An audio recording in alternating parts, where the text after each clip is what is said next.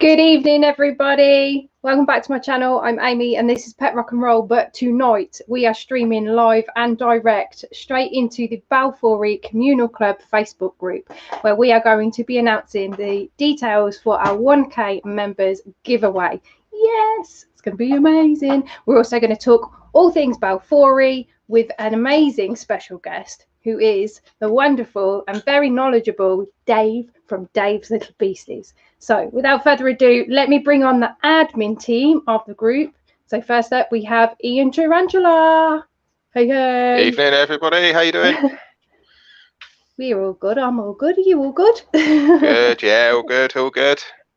And Angela Barnett. Hi, everyone. How are you? We're good. And then we've got the wonderful Darcy. Hello, Darcy. Hi, guys. Darcy is our US admin. Whoop whoop. Mr. Griller's Creatures, Jaden. Jaden. My first BCC stream. Oh God, sorry. And Kieran from Alternative Input. Sorry, I did that bit. Yeah, it's Jaden's first BCC stream, isn't it? We also have joining us Craig, Couch Locked. It's got to be here. TTSO2. Yep. And last but not least, I'm going to bring on our special guest. Yay! Hey, hello guys. Dave. So we have a good full house this evening, which is wonderful. I love it. So we've got a fair few people in the chat. So if anybody's watching from Facebook, then don't forget to give StreamYard permission to show us your name. Otherwise, you will come up as Facebook user, and we don't know who you are. So yeah, so we've got Tarantula Arc here, Lockdown Legs, Sharon Floyd, hey, Ben's Pets, who else? Hadley's Inverts, Acid Splash, Maz is here, hi Maz, Diana's here, HB80s Tees, is that right? Did I say that right? Yeah, I said that right. Flawless Fangs, which is Troy. Rodolfo is here. Hey. Did you not? I didn't know that. Did you not? I'm going to get the chat up on my phone. I'm the last one to the party.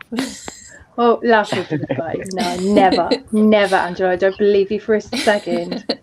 Jordan is here too. Sorry. You're fine. Go ahead. I'm not. No. Go.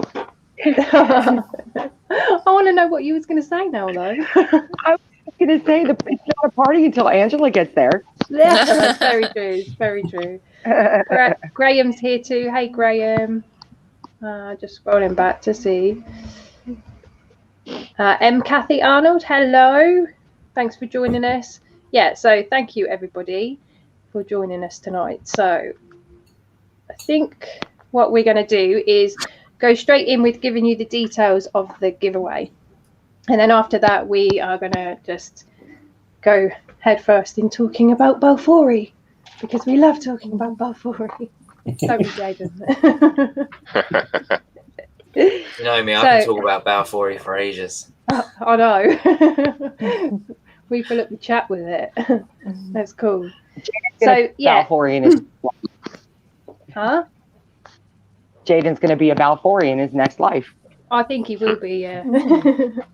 I think I'd quite like to be a Balfouri, to be fair, in my next life. As long as I'm a female. You don't want to be a male. Males are stunning, though. Right, so yeah, the giveaway. So we reached we reached 1K members. How long ago was it? It was about 2 or 3 weeks ago now, wasn't it? Mm-hmm. I think we're actually at nearly 1,100 members the last time I looked, so which is really, really fantastic. But yeah, so we reached the 1K members, and then we was approached by one of the members of the Balfouri Communal Club, and that was Mark Edison, and he offered to donate some Balfouri slings because he'd had a successful egg sac, and he'd already got some more egg sacs that he was waiting on them to hatch, and he was quite happy to donate some of the slings for us to do a giveaway, which was absolutely fantastic. So if Mark is watching, thank you so much, because without you we wouldn't be able to do this giveaway, which is absolutely amazing. Yeah, so kind-hearted. Can't thank him enough, really, can we? No, not So at all. he said he would donate 10 slings, and we decided to split them and do 2 giveaways of 5. So we have 2 winners. But obviously this is UK only. So unfortunately, those members that are not in the UK can't enter this giveaway. However, those that are in the US, you can enter a merch giveaway. So the merch would just consist of some channel merch of mine, maybe of Kieran's as well, because I've got some of your channel merch here, haven't I, dude? You have indeed. Yep. Yeah, and Balfouri Communal Club mug. I haven't got one to show you, but I can get one made. Yeah, and unfortunately we don't have any of the t-shirts left, which is a shame. Otherwise I would have given one of those as well. But yeah, so there'll be a nice little box of goodies anyway. Put some sweets and stuff. Yeah, too. I'll send some stickers up to you as well too. Yay, and some stickers Ian as from well. Ian as well. Yeah. That's awesome. That's awesome. I have to say, whoever wins that, I'm going to be jello because I don't even have a BCC mug. Oh, You are. I've got one, but it's at mine. It's not here. I don't have one. I've got a Balfouri mug though. Have one. That's awesome, Ian. Ooh, where do you get that from? I want it. We got it at a show last year. Actually, you know what? I've got a. I can't wait to go to a show again. Is that about Balfouri? You and the rest Yeah. of us. Some mug, but I don't know what it is. Yeah, we're all jonesing for a show. I was Widget, looking forward to I'll BTS get in so touch much. with you, dude. I'll definitely get in touch with you. Widget might be able to make us some t-shirts. That'd be pretty wicked, wouldn't it? Especially for overseas, yeah. In Mm. America. Yeah, it'd be awesome. Amazing. Yeah, so once the live is finished anyway, look out on the group. There'll be 2 posts that go up, one that I will put up and one that Darcy will put up. Mine will be for the UK member giveaway and Darcy's will be for the US giveaway. And all you've got to do is comment Balfouri Rock and you'll be given a number. And then on Saturday, during the Tarantula Tubers Saturday night takeaway, I will draw it live. And yeah, let you know who's won. And then get in touch with Mark to get the slings shipped and get everything posted out. So yeah, it should be really awesome. So we'll go through it again a bit later on, just to make sure everybody knows the details. But yeah, simple to enter, and you could bag yourself a communal. Yay! Awesome stuff. 2 lucky So- winners as well. Yeah, well, if it would, like 2 would be good. Like there's a nice communal of 5, you know, or Yeah. yeah. It's not enough. No, It's a good start. it's not good enough for start. you. For you. And I do not have a communal. 5's a good start, right? Yeah. It is, yeah. That happened with me, Yeah, Craig, yeah, didn't it? of I course got 5, and then I got another 5, didn't I? The mad thing was that I was the one that told you about Balfouri's in the first place. I remember the day because we were You showed me that picture, didn't you? Yeah, I was putting in a Spiders World order, and we were talking about these different spiders. I was like, do you know, there's one you can keep together. He was like, what? And I was like, yeah, they go, and he was talking about blue tarantulas just before. I was like, yeah, they go blue as well. And I didn't know much at this point. So I showed him this picture, and that was it. Like, he was just like, I'm going to get Balfouri's. And they did. Like, he lived up to that, like, massively. It's like, yeah, okay. Craig is a monster. Yeah. Check the dude on the, like, Spider World. There you go. They're pretty addictive, I have to say. Yeah, They are, definitely. 'cause they are lovely. Because they don't act like I'll normal tell spiders. you. Now that I actually get to see mine now and then, I'm really kind of excited that I have them. Yeah. That's it. When you, You don't know- see them, you forget what they look like. And then when you start seeing them again, you're like, oh my God. They're so beautiful. Yes. Absolutely. I do happen to think I have 2 females, however. When I bought them, Charlie was like, I'm pretty sure there's a male and a female, and I didn't even care. But now that I've been looking and they're coming out and I can look at the vent, I'm like, ooh, I have 2 females. Yes. That's awesome. Friends. So you, And so, then, you know- so go on, sorry. Then if when that time comes, we might have a US donor for some Balfouris. Good luck with that. Yeah, Yeah, that's what I was going to say. Like, we could- yeah, like, you If we could be could do getting your hands UK on a giveaways mature for male. Balfouri's in America, if we could do UK giveaways for Balfouri's in the States, people would go mental. Yeah, Yeah. definitely. Especially at the prices over there, isn't it? It's like, Jesus. Prices are shocking. Listen, I couldn't believe Over it. there, What they were are. saying. like Yeah. I'm not interested in. Anything you buy over there, right? Like photo-wise, everything seems to just be like stupidly inflated, and on price. Yeah. It's 'cause there's Compared not a lot to of here. breed- like over there, snakes are the big thing. I was having this conversation with someone the other day. It's not as big of a like because there's no restricted inverts, so like you can just have any hot invert, if you will, like the poison. Like we have the DWA license, they just it's like there you go, take what you want. Like Black Widows, they're all native and things, so it doesn't really bother them too much. It's only the snakes where it becomes a real issue and stuff like that. Monitors. Even that, I ain't gonna carry on with snake. Alex from Tarantula Haven would be one to talk to about what you were just talking about, Craig, because they are restricted on the things that they can have in certain states. Oh, are they? Yeah, I know that. I know that's the Dustin, he sent me a P. Smithy, a Peslotheria Smithy, as a gift because he's not allowed to sell them across state lines. yeah. So there are different things here that you can't. Not everybody can just have everything anymore. So Balfouri, that's the only thing I care about breeding. And like I said, 2 females. We will have a U.S. sponsor for giveaways for Balfouri Communal Club. And more importantly, though, Darcy, you'll have your own I communal. know. But That's the best. Yeah, is it something to do with the fish and wildlife? I think it is. Some of the animals that are on the CITES list, isn't it? So they restrict from crossing some state lines, don't they? Yeah, I know a lot of the pokies are, but yeah, as far as I'm aware, Balfouri are fine. No, Balfouri are good, but there are like I said, I break in and out. So if I mishear something, I'm really sorry. Okay. That's I'm just gonna drop my camera out so I can eat this chicken burger without feeling really self-conscious. Okay. Why do you care? Everybody else eats on the stream. So we were ungrateful. So we were going to talk about a few topics that keep getting brought up in the actual group itself, questions that keep getting asked, and you know we don't mind you asking them, ask them over and over again, and we will give you answers. But we thought it'd be good to bring up the hot subjects whilst we are live, and then we can all discuss it and our opinions on it. So one of the things that we get asked a lot is enclosure size. So whether you've got 10 slings, what's the best size enclosure, up to your adults, and what's the best size enclosure.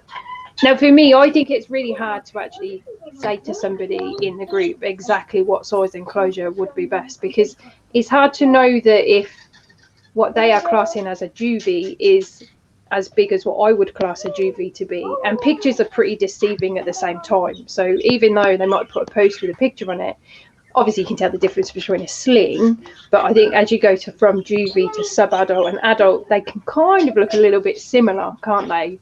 And so I think it's really hard to say exactly what size, but we thought we would kind of show you, we'll talk about what we would use if we had slings, etc., etc. And Dave, I saw in your video, your latest video on your Balfouris, you were saying about an enclosure that you really like for the communals that your females are in. Sorry, the ones with your slings. Yeah, I think as regarding the enclosures, I think it's important to actually work out what you want to do with the inhabitants, and that dictates what size enclosures you go for. Yeah, that's true. For me, I use the 20 by 20 by 20 Komodo tank, which are top loading ones. They've got a screen at the top, and I use them for my adult females. And I find they're plenty big enough. They don't need a lot of space to roam because they tend to sit around in the mouth of their tunnels or wherever. So I really feel that wandering space, if you like, is important to them. And I'm only keeping them as a single specimen as well. So just one female on her own. And then when it comes to breeding, it means I can control that situation far easier. And I don't have to disturb anything. So she might be in there for the last 6 months. So when it comes down to breeding, all I'm waiting for is a molt. As soon as she's molted and she's ready, I can then introduce the male. He'll literally just climb over the edge, do the business, and climb back out again. And glory, and she'll have that egg sac within that space, and you've not had to touch her, not had to do anything. I think with regards to baby slings when they first hatch, I personally keep them in a real small thing. I mean, like 20, 30 small ones in a cricket tub. Yeah. That sort of size. Because I feel, as with all slings, it's more important that they get access to food rather than anything else. We're not looking for a display tank. No. We are purely looking, with our slings, we're purely looking at getting them up to a standard and a size that is more manageable. Because obviously, when first hatch, they're quite delicate. So I think it's much easier to be able to concentrate on them like that. And I found that, for me anyway, I find that's the best results. I get the best results that way. I think for me, it's quite difficult because I find it really, really hard actually, because I tend to kick against the buck a little bit with a lot of what I do. So, we're all often being told this is the way to do something, and I quite often find what I do is a little bit completely the opposite or whatever. So sometimes people look at me and say, what are you doing? But I don't think that's a bad thing though, because if we all try it different ways, then we can give different solutions to different situations, and that, hey, I tried it this way and this way worked for me, if another way's not working for somebody. So I don't think that's a bad thing, Dave, at all. Definitely. No, I don't either. One interesting thing with the Balfouri slings, when they first hatch, I don't tend to pre-kill anything for my slings. Everything gets fed live, as it were. No way. But I found with the Balfouri slings, they are far better pre-killed. Yeah. Oh, yeah. They don't seem to hunt for themselves. No, they don't. No. They really don't. They don't want to kill anything. So, so you can really see how that the female would really look after them in that respect. And obviously, once you've taken her away, we have to replace that. So. Yeah, we did. Surrogate mum. yeah, that's it. Yeah, but I think small for slings, and then I think when you come to a communal, I think the world's your oyster. Yeah. Really, I mean, it comes down to probably numbers, how many you're going to keep, things like that, and then it's really just down to enclosure design. What type of design you actually you prefer yourself, as a personal thing. Yeah, that's it. I'm looking at doing a big one soon because now I've got some youngsters I can grow on, and I want to put them into a nice big sort of showcase one. That's what I'm hoping for. In fact, I've seen Ian's and a few others, and it's really inspired me. I've looked at them and I'm like, yeah, I've got some real good ideas. And like Jaden's one with the clay and stuff, I've never done the clay stuff before, so it's been a bit of an eye opener watching all these different ones. And yeah, I think it's a really exciting thing at the moment. But it's I'm still a bit twixt as to what design. Do I go for a sliding glass or a top opening one or whatever? I'm still a little bit twixt in a minute. Well, but, mine's sliding front. This is mine here, and we were having this discussion the other day, weren't we, Jaden, about like whether we prefer it to be top opening or front sliding. The only thing that I find with it being the sliding doors at the front is when I go in and I disturb them at all, whether I'm doing maintenance, picking stuff out, is that I always get one that tries to bolt out. And I'm like, to me, I think it depends how the tank's actually designed, because how you've structured it inside, like where they could web. Because with one of my communals, they all webbed up near the lid, and it was all attached to the lid. And like you'll see it in the rehouses upcoming soon. But when we take the lid off, there's literally about 30 Balfouris with the lid. Like, oh my! It's madness. I think it's how it's designed. I think front opening I like for some. But my Balfouri Communal 20, I think the top opening is perfect for them because they go nowhere near the top. Yeah. So it's how you design it. Yeah. What to get access to, isn't it? Yeah, that's it. Because if you're thinking about going like putting stuff high up, then I wouldn't go for top opening. Well, the way I designed mine, I did not expect them to do the webbing all on the side wall just here. I wasn't expecting them to do that at all. But it makes sense because here, this vivarium, it's got a CHE in it just here. So this is warm. And they've obviously done that because they've gravitated to the warmth. So I should have had forward thinking really in where I was placing it and doing it, but I didn't. But they seem happy, so I just leave them to it. The heat's a really interesting point, actually. I'm really intrigued with the heat. They do seem to prefer a bit of heat, don't they? Yeah, I don't give mine any. As well. I rely purely on the room temperature, and then just different levels within the room. But so I've not given any extra heat, so it's something that I'm really actually quite intrigued by. Yeah, if you look at the enclosure we've done at Graham's, he's actually got a heat mat that goes all along the back and along the sides as well. So, and they seem to have like thrived from having that additional warmth. I mean, his spider room is warm anyway, but you know that additional. And what temperature is that? Yeah, that's a lovely picture. That is. That's I had awesome. the heater on. Yeah. And they all literally went to the glass. Literally, all the communals do it. It's really sad. Oh. Wow. Yeah, well, because I've got a heating cable at the back of mine that goes sort of like that spirals along the back, and when it's on, you can see them all lining up all along the heat, along the cable. And what temperature? It's not on at the moment. What temperature do you have that set at? I've got it set at about 21 at the moment. Just for the winter, just to give that, because my spider room is the coldest room in the house in the winter. In the summer, it's the hottest room in the house. But so I've just got it just to take the edge off of the coldness really at the moment, until I can afford to get a heat mat that would be big enough to go along the back, because it's quite a large. Yeah. Large. I wonder if it's because it's done as a communal. Like, I'm the same as you guys. My females in separate enclosures, and I'm really rarely, like, my female's out at the moment, but she's out at the back, out at the back entrance of the burrow.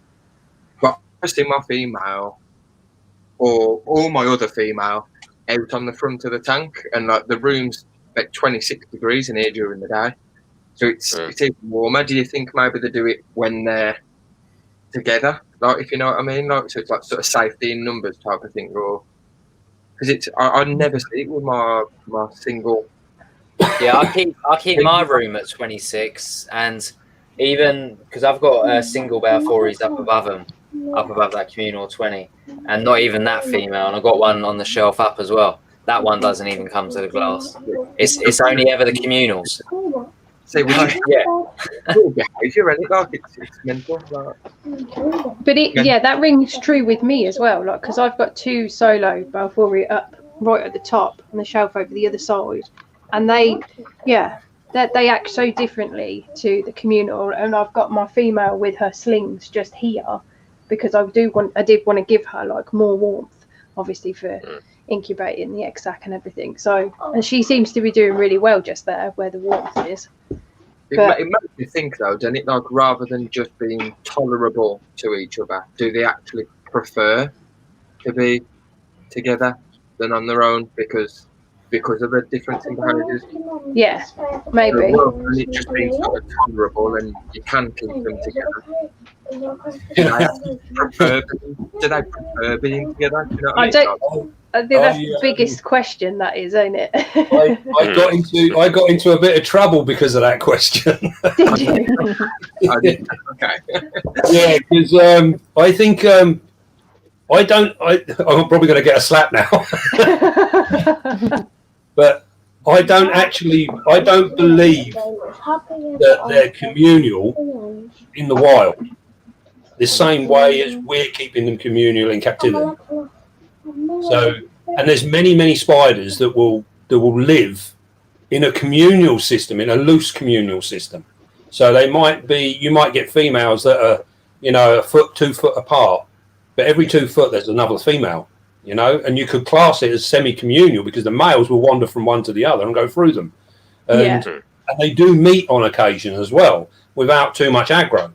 Well, whereas with the Balfouri, it's almost like we've taken a spider that's very tolerant and we've put it into a situation now where we have got communals of 100 spiders in a 3-foot tank, you know? And I sort of think to myself, would this really happen in the wild? You know, are they that tolerable in the wild? Yeah. It's very interesting. Yeah, that. I mean, I have the same thing, Dave, and I agree to some extent. Like, how communal in the wild are they? Obviously, the wild are in limited amount of space, pretty much to the size of, you know, if it's on an island, you've got from one side to the other, that's the space that they've got, sort of thing. They can go anywhere they want. The only thing that like sort of make me question myself, because I have pretty much the same view as what you do, is like the picture Jaden showed us. Like, they're all out, and when they're all out, they're not like all out of different parts of the glass. They're choosing to huddle. Be together. I don't know why, but you can't exactly ask them. You know? Is that because that's how we've put them though? Yeah, but that doesn't make any sense in itself. I think in the wild, they could split. I think they stay together for a certain amount of time. I'd say. Your communals that you see, you've got like a 3 foot and a bit tank, and you've got 40 Balfouris.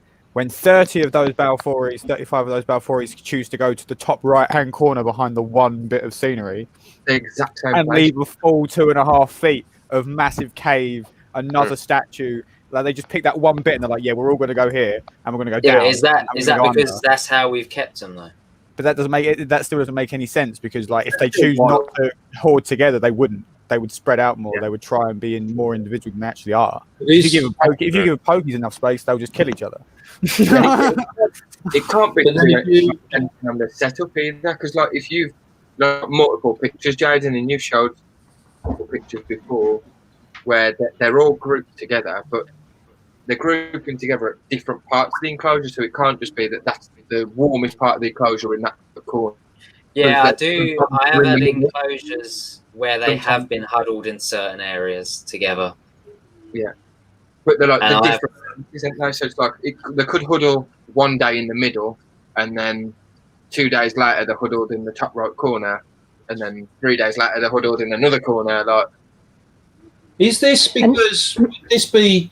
I think there's a couple of key points that's worth thinking about. There is first one being that everyone who sets up a communal generally sets it up from a sling onwards. Mm. So we grow them together and they live together all the way through, and we don't get no aggression as such. Now, when they're moving from as a group from one side of an enclosure to another, and here, there and everywhere, is that a sign of perhaps natural dispersion trying to happen? Because in the wild, they would stay together as a group right up to a point where natural dispersion would kick in, and then they would all go away and they'd go in different directions, whatever. The topography is the only thing that would limit them where they went. So we are denying that natural dispersion. I think I done it with, I left my Cambridgei in the tank because I wanted to see how that natural dispersion would work. And it literally happened overnight, and the whole bloody lot left at once. And they were all over my room. They were everywhere. And the dark thing was that there was nothing left in the tank with the female. I think there was like 2 or 3 in there out of something like 200.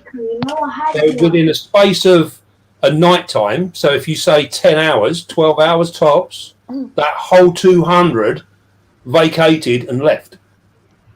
That's mental. They went everywhere. I mean, they were literally everywhere. So it makes me wonder whether with a Balfouri we deny that natural dispersion. So but I don't know. Another thing to think about though is when you talk about Socotra Island, you aren't just talking about somewhere else in the world. You're talking about somewhere that's completely and totally cut off from everywhere else, like Madagascar or the Galapagos Islands. You got no way of really knowing how those spiders have evolved over the course of time to adapt to the situation that they found themselves in. Yeah. Like, so if you look at them in the wild and if anyone studies them for any length of time, it might be something that actually occurs in that specific group of spiders or that specific spider. That's what I was thinking the other day. Like, it could just be that because they don't have the predators like other spiders in the, you know, places that like Mexico, like with people and industries and all of that, and they haven't got that over there in Socotra Island, have they? So have they even developed that kind of instinct to naturally be defensive? And you know, I don't know. The majority of predators on Socotra Island are avian, so like they've really got to worry about ground predators. But there are true spiders that live in huge communal colonies, and they do it in so much as they'll have like they're the ones that make. I can't remember the species. They make like literally 20-meter webs, huge, like thousands and thousands of individuals. But they group off. Like females will leave and go and establish new groups and stuff like that. So like you never know. It could be a situation like that. But it all comes down to needing to study them in nature, like properly. Yeah, I'm just wondering if that's the reason why it's a struggle to actually get them to breed in a communal, because the female doesn't get. I said that to Amy, actually. Yeah. There's so many valid questions and points. Yeah, I think this is one of the reasons that made me question how communal are they really, because breeding them within a communal group doesn't seem to be very successful. There's very few people, I think, that have managed it, and yet if you separate them, they're not particularly difficult to breed. Yeah. So, it would suggest that they require that peace and quiet, as it were, to carry on and lay a sack and look after it and all the rest of it. But it's in a communal system, it doesn't work. So, well, see, to that to me suggests that isn't a natural. That's not a natural setup, is it? Because it's if they were truly communal in that respect, then you'd have egg sacs all over the place. Yeah, you leave them all to it. Let the males do their business and perish at the same time. Yeah, and it'll just keep constantly replenishing itself. But I think no one's done it yet because we haven't had them long enough. But it would be interesting to see if, say, a communal of, say, 100 spiders was put into, say, for argument's sake, a 6-foot enclosure, like a fish tank, 6-foot fish tank sort of thing, and then just left them and then see how long that colony lived for. Yeah, just as they are. Would it reproduce itself or would it die out in 5, 6, 10 years' time? And it's the only way we're ever going to find out is if someone actually does it. Yeah. You're puts right. It aside. It's very difficult. I'll do it. Well, I've already started. My that's it. My communal has got the individuals that are in it. They're from different egg sacs, different bloodlines. They're different sizes, so I could potentially do it with them. Yeah, they're not adults yet, so they're well. I think, they were grown on slings and juvies when I put them in there, but I think they're a bit bigger. I just haven't seen them for a while. So, would I be right in saying that there's not been a communal set up by anyone with adult spiders? Yeah, there is, because Graham's got adult spiders, hasn't he? No. Has anybody gone and got 50 adult spiders? And put them all in together. Has anyone I'm aware of, no. Yeah, has anybody set a colony, with adults? Potentially, if you was going to do that, wouldn't that mean that you was buying solo? If you've got that, then maybe, Yeah. I'm talking on purely on an experimental level that it could answer some questions, because because that would answer the question as to whether our success is purely because we go from slings and work our way up. Or and then chuck some random mature males in there. Just think to yourself finances aren't a problem. So tomorrow I'm going to go shopping and I'm going to buy myself 40 adult Balfouri from all over the place, and then I'm going to put them in this tank and set up a communal. And then has anybody ever done that? I've not heard of anyone who's set one up with adult specimens to see how that would react. So you volunteering How many for that Balfour is then, 60? Dave? No, I'm not Richie. How many Balfouries did he say? 40. 40 adults from Don't they 7. averagely sell for about 50, 60, the adults? 60? No, Sorry, about 60 quid. 60 to 80. Yeah. Yeah. Yeah, I probably would have to 60 sell my car. Has anyone got 2,400? I would have to sell my car. We have had a couple of people, Amy, haven't we, in the past have said that they've added a solo in and they've seen nothing but aggression, so then they've removed them again, haven't they? Yeah.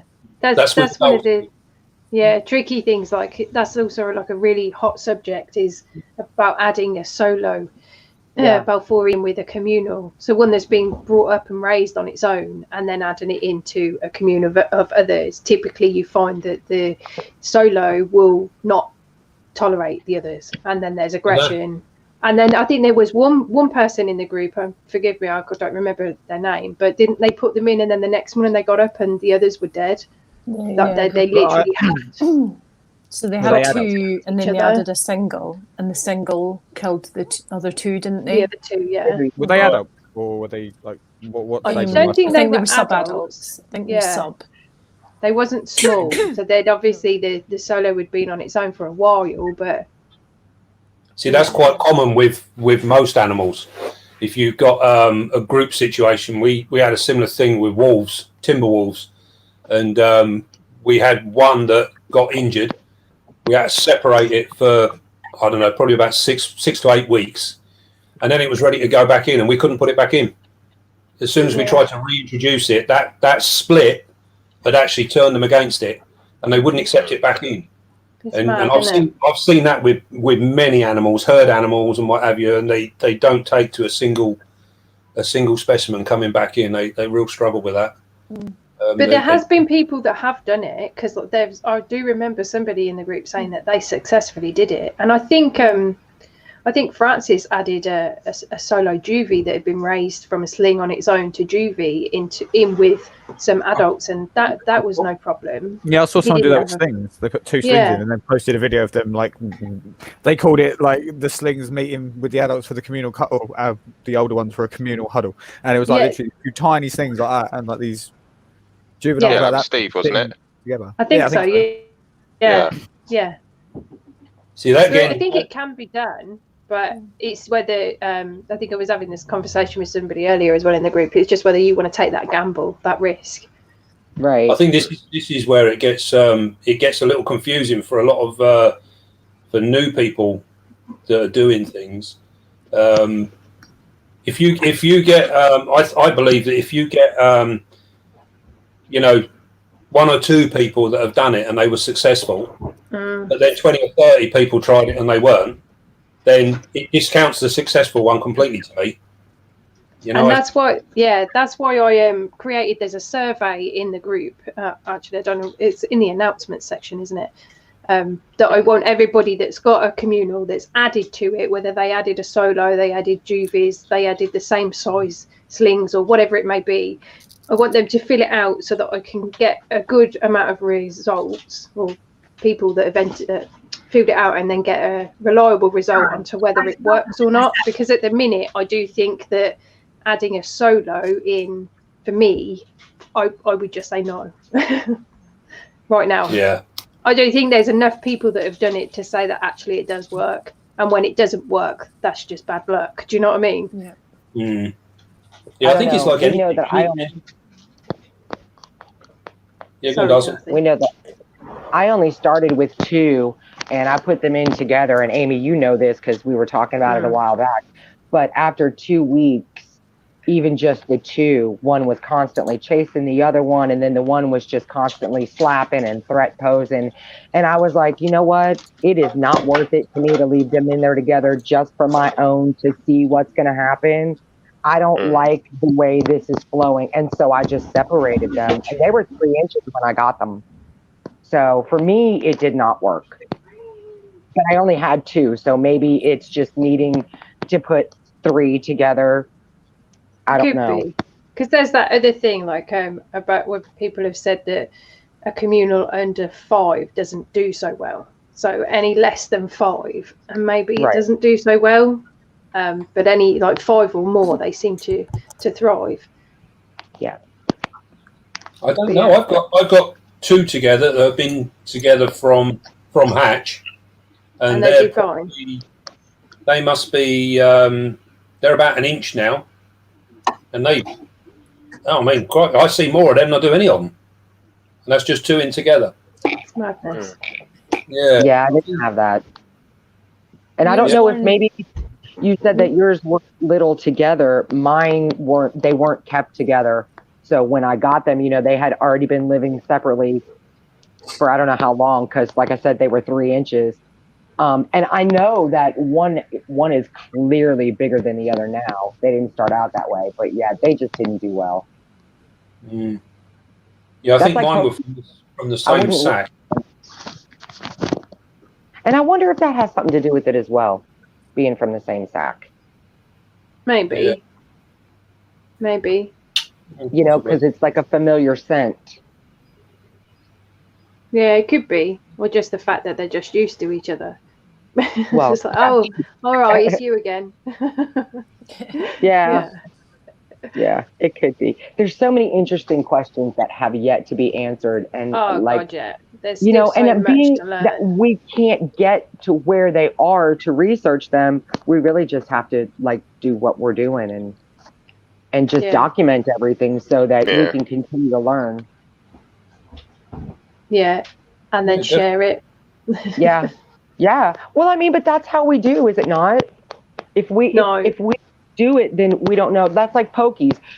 Somebody decided that they wanted to try a communal, so now you see it, but then you realize when they get to a certain size, you almost have to separate them because they become carnivorous to each other. So, I mean, if we don't try it and we don't learn, then we're never going to have information to pass on. So I think it's key. I do. Oh, so Mark's in the chat. Oh, I don't know where that's just gone now. That's not the one I've put up. That's the one I put up. So Mark's in the chat. Hey, Mark. Thanks for joining us. And he says that he has had a colony of 8 adult females, but found they didn't really get on and settle.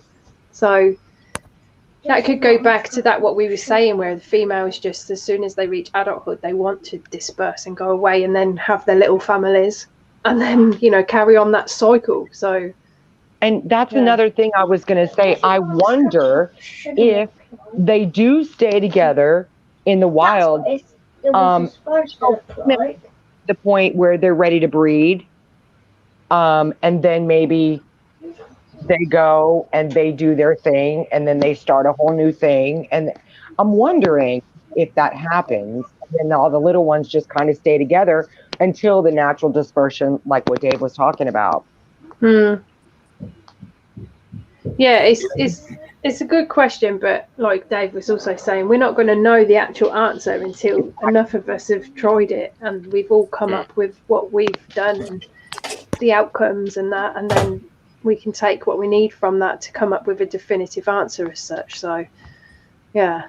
I think unfortunately within the hobby, because it seems to be with all spider keeping, not just Balfouris, but I mean the whole hobby, there seems to be a very strict undertone of this is how it should be done.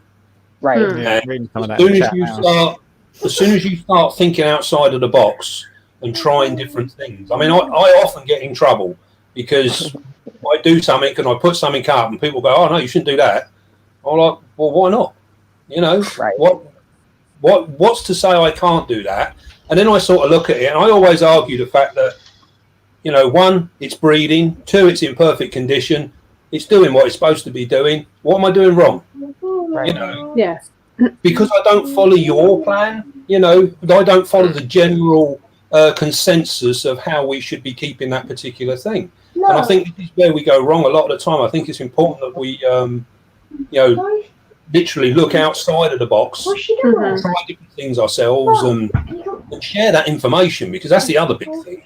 People are very reluctant to actually share. Once they become successful at something, they don't want to talk to you. I think another thing it's important to share the failures as well as the successes, because you know, and it ain't necessarily mean that what is, say if I tried something or you tried something, say I failed at it and I did it one way which everybody was sort of looking down on, and there was like, no, you shouldn't do that, and I tried and I failed.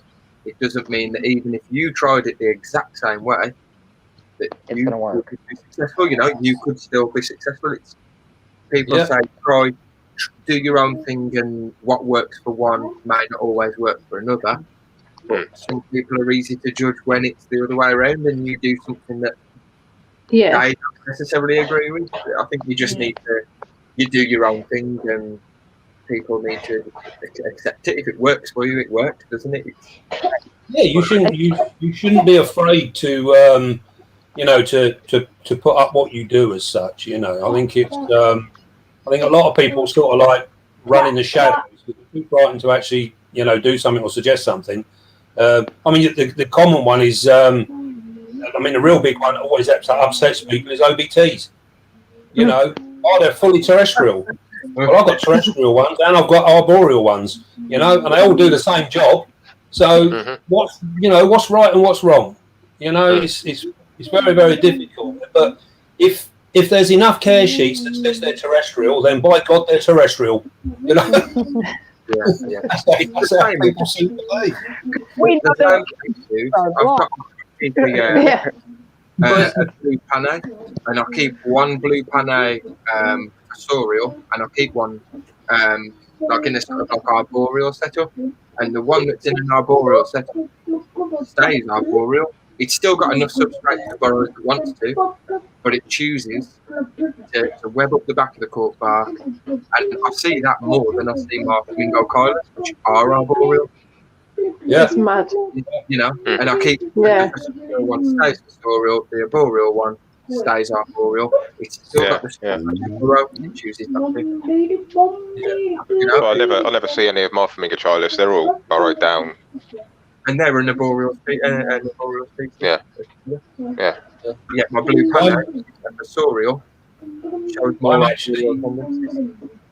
Yeah, it's really, really interesting. It's actually got me hook, line, and sinker, and I've been running a little experiment for the last few months now with fossorial spiders, and because I've got some that I saw your video for that all the time.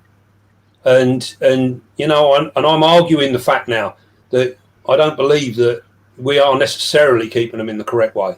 You know, it's it might not be the wrong way, but it's not the only way.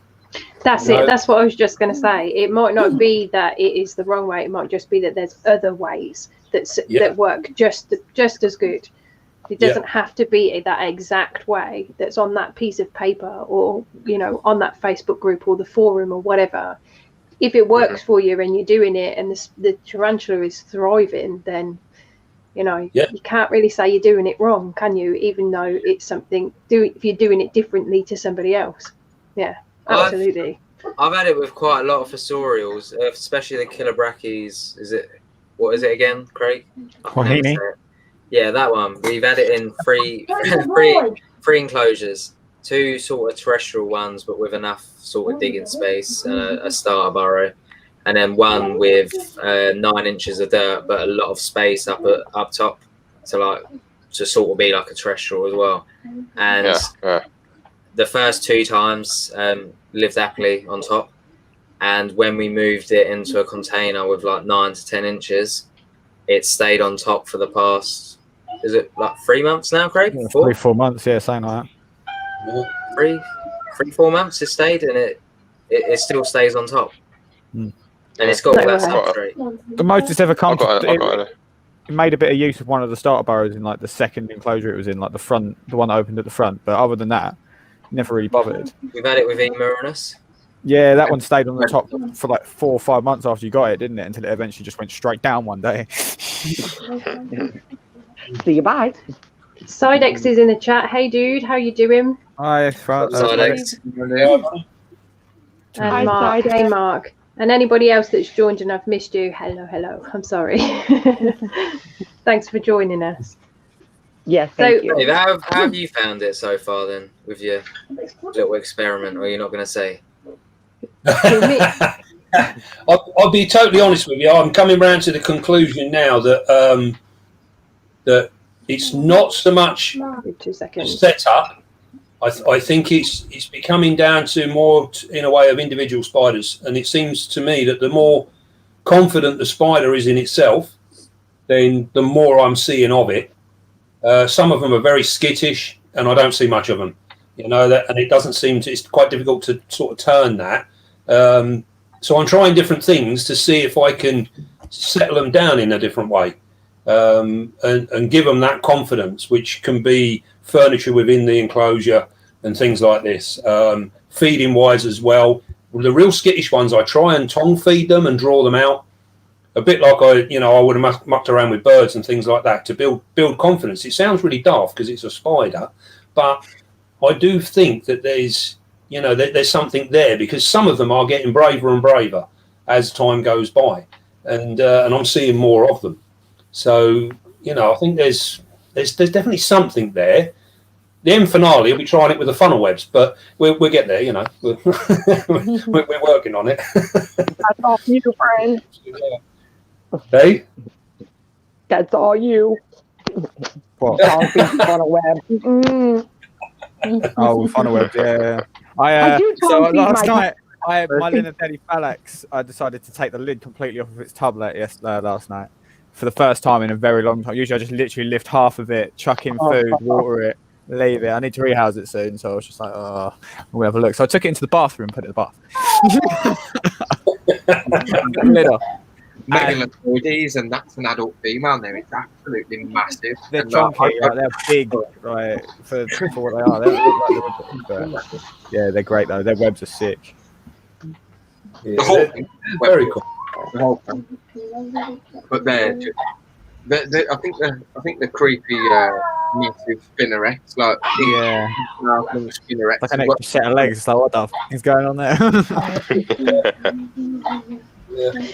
So going back to enclosure size then, so obviously by no means we're saying this is what you should do. This is just what we've done. And like Dave said, as slings, your main goal is to grow them up, isn't it? So if you give them limited space, then they're going to be able to find prey easier, and you're going to be able to see them a lot better, hopefully. Maybe not, because they web like mad. I kept mine in the smaller bra class. Well, I kept mine in this. That's what mine was. Yeah. That's how many. Obviously, that's not so got Balfouri in it. Like no. That. Yeah. Or I got these. I picked these up in Asda's, which I had the 10 slings in when I first got them. Obviously, they're not in there anymore. They're in the big tank. But anything sort of like this size, that size. This is. You just sent it through. I got this is a custom. Oh, that's cool. He's just feeding them now. He's coming out to have a chew. Yes. I feed whilst we're live. Mine won't feed on live.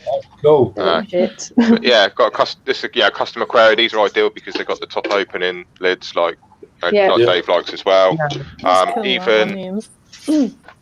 Even like a bra plus, something like this size, for your grown on slings, you can have 5 or 10 in here happily up until they're sub-adult, and then go into their permanent enclosure from there. And it's that permanent enclosure that you can then kit out and make it look like a showpiece. Yeah. If you go back to the original rehouse video we done, we had in something this size, we had 70 juveniles. So 70. 70 yeah, juveniles. Actually, I remember that video. I remember you getting them out of there. Yeah. So digging them out of Originally, I had like that much substrate, and like I had 2 skulls in there, and then by the end of it, it was right up to the lid near on. Yeah. So this is just a normal deli cup, and there's 30 in it. Yeah. I mean, they're tiny, so it doesn't, it's never really an issue for them. Yeah, I had 10 in that, and that's from the spider shop. That's their medium sling pot. Yeah, and it worked really well, and they were in that then until they were pretty much overgrown on slings. They were like this big maybe, And then I put them into, what did I put them into? It was similar to this, but it was a bit smaller, I think. And then from that, they went into here with my other lot. But I just want to thank you guys. Last them. Well, once they're adults, they'll have to come out of there anyway.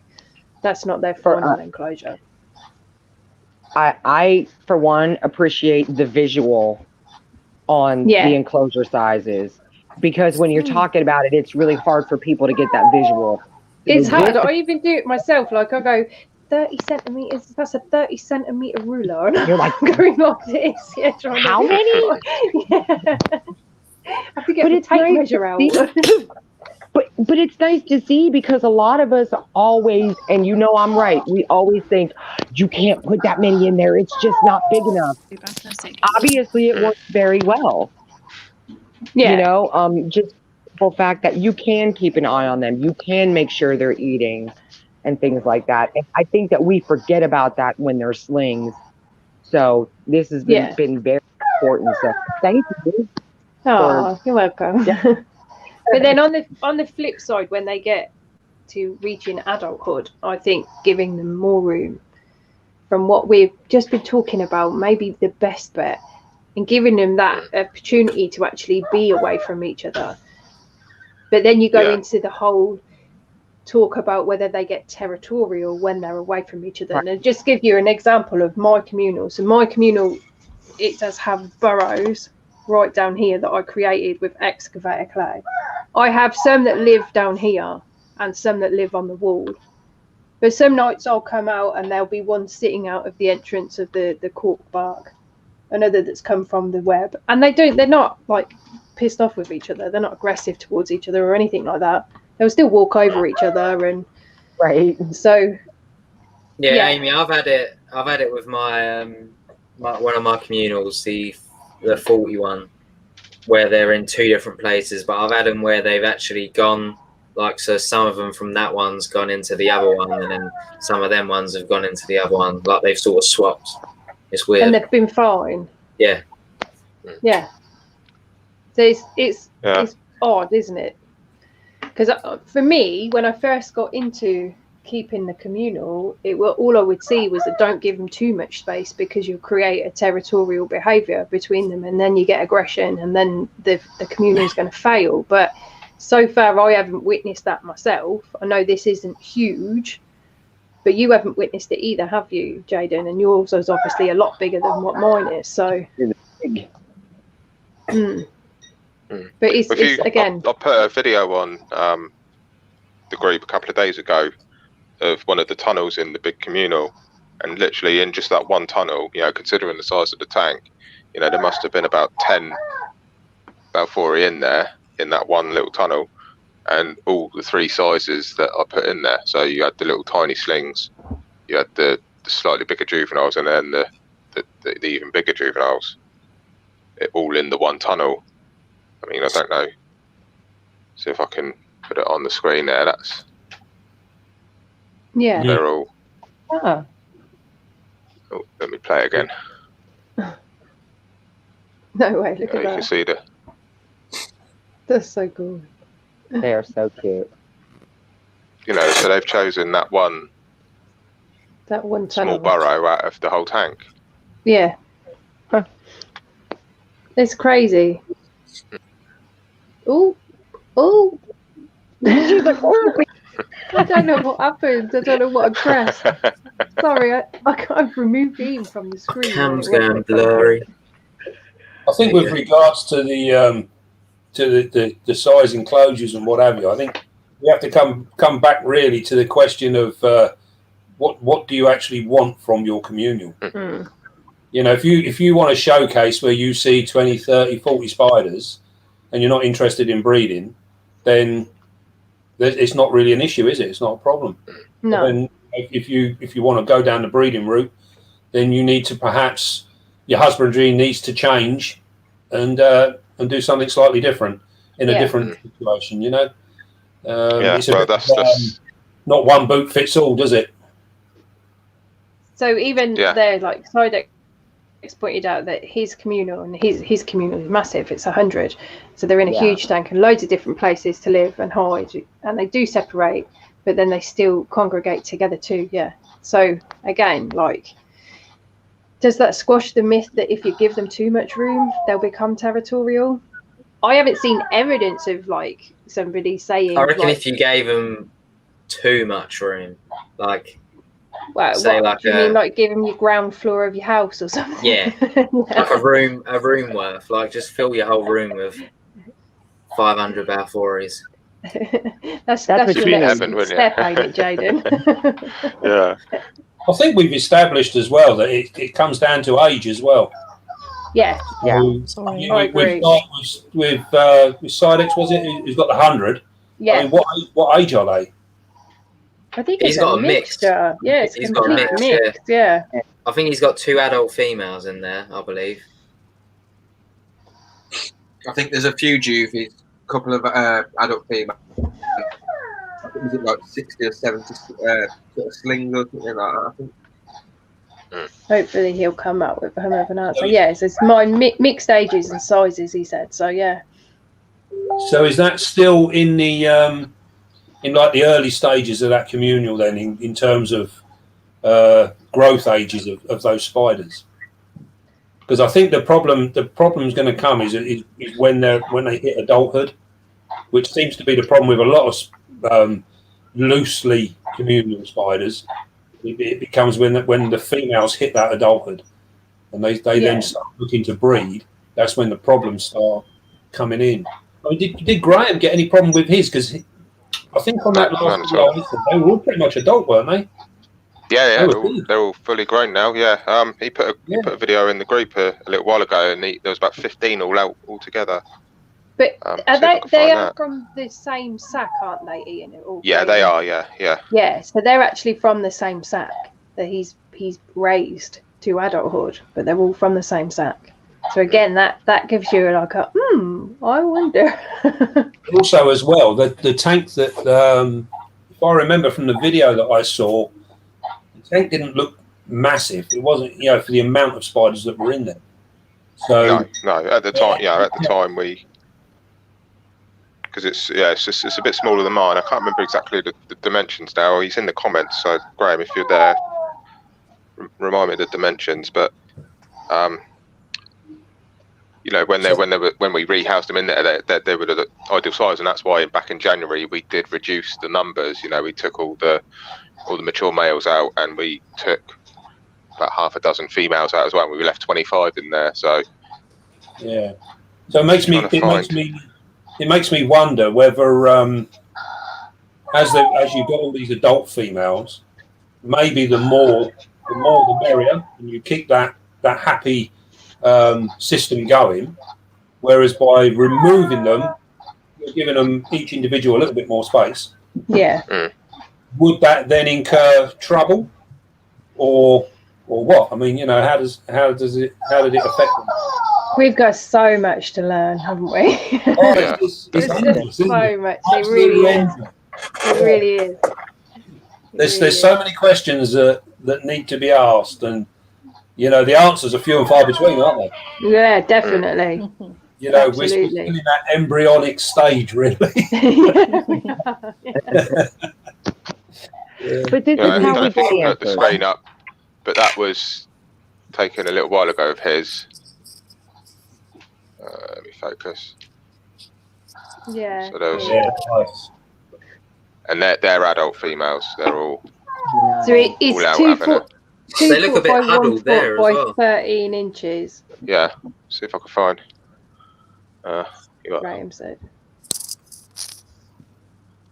Yeah, look at them. Yeah, they're lovely. So is there no males in there at all? There was a couple. We put a couple in. There is. Yeah. I've given him a couple from my lot that I've had, and he's sourced a few as well. But they're all sort of like not unrelated to the sack that was in there. We've seen a lot of pairings happening. Just no sacks yet. So I like what Absit has just said. think we are trying to define a line, and there are lots of routes to the same place. Absolutely. Yeah, of course. Yeah. Definitely.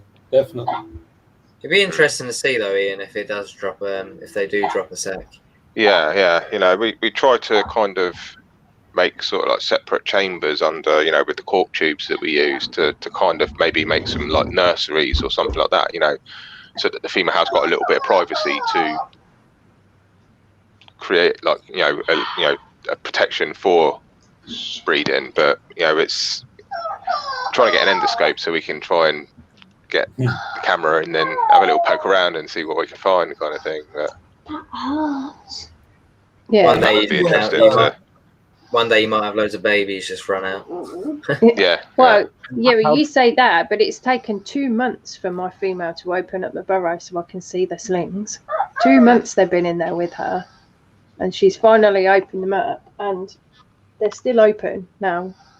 She's got 2 entrances, and she opened both of them up on Monday. Have you seen any? No, mate. You what? Sorry. Have you seen any of them come out since the entrances have opened? If I come down at like 2 o'clock in the morning, I see them out webbing. I'm like, oh, it's so cute. It's too cute. But That's obviously, awesome. that you know, they are like slings now. They're not like your little yellow butts. Yeah, they're proper cute. yeah, I've got to separate mine soon from Mum. Don't know how long to give it though, whether to keep them in there a little bit longer or How many did you some all of them get? are getting How many did you all get from your egg sacs? Has anyone counted? I know you ain't counted yet, have you, Andy? Oh yeah, I still don't know.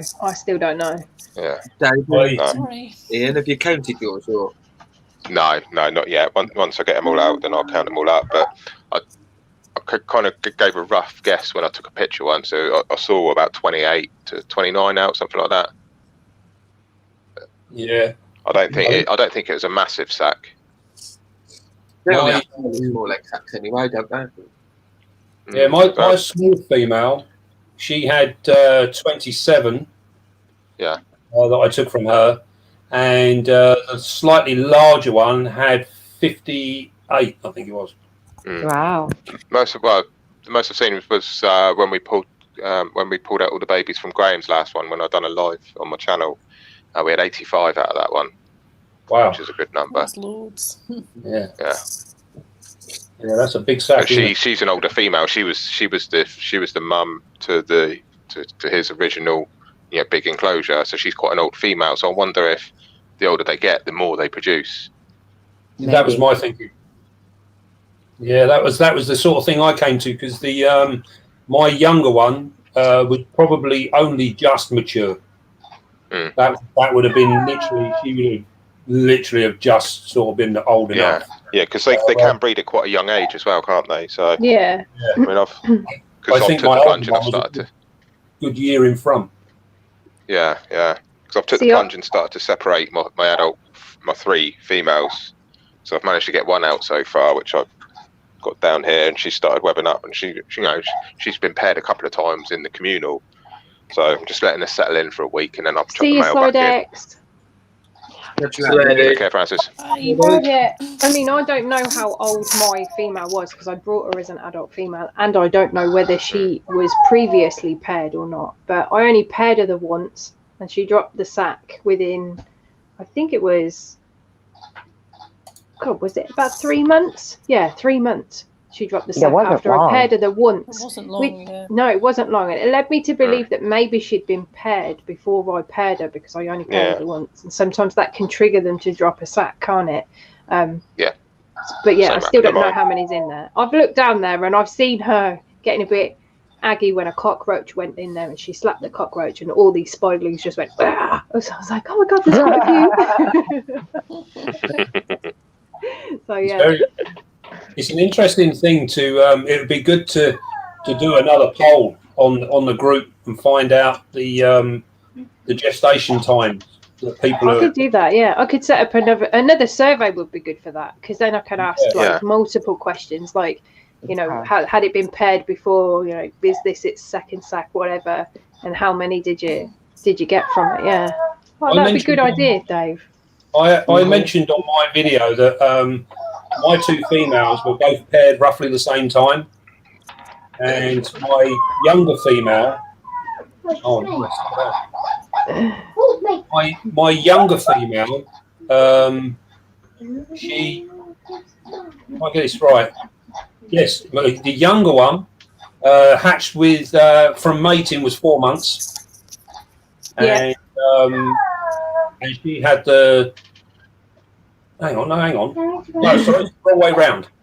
The older one was 4 months, and the younger one was 6 months. And yet the younger one was kept warmer than the other one. So the quicker one was done slower. Yeah. And the cooler one was quicker. Yeah. And I couldn't get my head around that. That didn't make any sense whatsoever. That's real head scratchy, isn't it? Like, yeah. And this is one of the things that, we always keep coming back to, that it's not, everyone says, "Oh, keep it warm, it's faster." But that obviously wasn't the case. So, I had one go down, and that hatched. That pairing took 4 months, and yet the one that was higher up near the top of the room, which is probably about 5 degrees, well, probably 3 to 4 degrees warmer most of the time, that took 6 months. Wow. Yeah. I have no idea why. No idea. No, you go. I was just going to say, didn't you keep them in? You kept them in 2 separate enclosures, didn't you, as well? Like different size tanks. I did the same as what you did. You kept one in a smaller enclosure, and then you kept one in your normal, bigger 30 centimeter or 20 centimeter cube as well. Yeah. Which one was the one that dropped first out of the enclosures? Was it the one in the smaller enclosure? The larger enclosure dropped first. And that was in a 30 by 30. Yeah. And the one that took 6 months was in a 20 by 20. Mm. So I don't know. I don't know if the enclosures had anything to do. It was an interesting point though. They were in 2 different ones. So yeah, this is why it's important that when we try and breed things, if we want to try something different, it's important to keep most parameters the same, so that we can actually work out what differences made a difference. Yeah. Because if you change everything, we don't know what the key was. Yeah. Because we've changed it all. So, we've got nothing to compare back to. So I normally try and just do subtle changes here and there that I know I can monitor. And then I know by the end of it all whether it was worthwhile or not. And even if you do become successful doing it a certain way, it might still not be successful next time you do it. Right. Somebody else. Yeah, it's such a this is why I find it's quite funny actually, because a lot of the times on the forums people are always oh, look at that. He's my male that I've got at the moment. They're fruity little buggers, isn't they? Yeah. Yeah. They're just so pretty. He's pretty big. Yeah, he's nice. Yeah, he is a big one. Yeah. He is. He is. How big do the males usually get? About as big as that. Yeah. I'd say that's pretty much max size, isn't it? Like my mature male is diddy, man. Like proper diddy little thing. Yeah, the one I had before was a lot smaller than this one. He did the job though. I'm not complaining. They don't mess around either, do they? They tend to go. I think ours was going for about 20 minutes. And we paired him up with 2 different females, and he was just like every time we paired him with the females, like he was just in there for some time, like, and then he'd always finish and then go back again like a couple of minutes later and go for round 2. So like a good. With mine, like I literally put him in because she was inside the burrow, so actually he like went in her burrow, and I was like, oh my god, no, I can't see you, what's going on? They were in there doing what they got to do, and then he just struts out like, it's done, and she's like that. He was done. I'll tell you, he sure was. He's just literally like the Don when he walked out, like, yes. That's a really interesting point that I was talking to Jaden a few days ago, and I said to him, when you get that successful pairing, she literally goes in a trance. Yes. Yes. Yeah. She literally just freezes. And I've had them sit like that for 20 minutes. Yeah. And now I sit there and I think to myself, what's he done to her? He like broke her or something. You know? Good loving, honey. Yeah, it's weird how some different like species like kind of react, isn't it? You know, like they go in a trance, and there's like some like the Syropagabus and whatever. They kind of like rub once they've been paired. They rub their set. You know, like, yeah. I've noticed that. Finish it up. Itchy. Yeah. I remember give them crabs. My Whitney, when that got paired, as soon as that was a successful pairing, once they both parted and she'd settled down, because I think she wanted to kill him afterwards, but once she sort of settled down, she just went into like a happy dance. Yeah. Did you? Yeah, just kept doing it, going round and round and round and round and round until I threw her a bit of food, and you know that got her out of it. But yeah, I've got a little clip of one of our females when she's just thrown into the trance. Let's have a look. That's interesting. So he's just finished, and that's it. Yeah. That's it. Yeah. Yeah. and he wants to go back. It's fascinating. It's really fascinating. Ian, you had a really good clip as well, didn't you? I'm sure I've got Yeah. Was it you, Ian? Yeah. Yeah. I'm trying to find it now, quick. That's when you know you've done the job, Kieran. What's that, sorry, dude? I said that's when you know you've done the job. Yeah. Here's a question I have, being that I'm so new to Balfouris.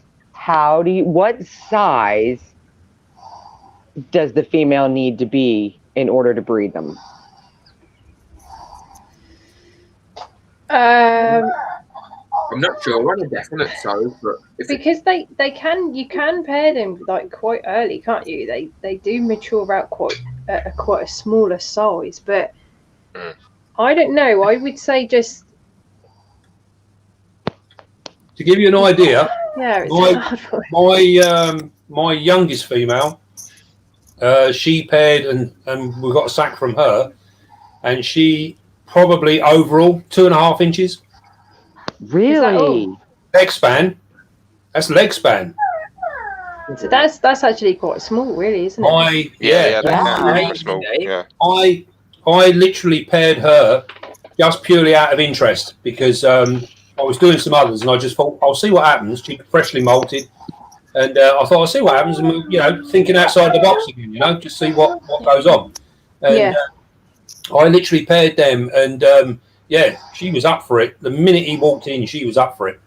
And hey, Deadly Tarantula Girl, thanks for joining. I've got a 4-inch female.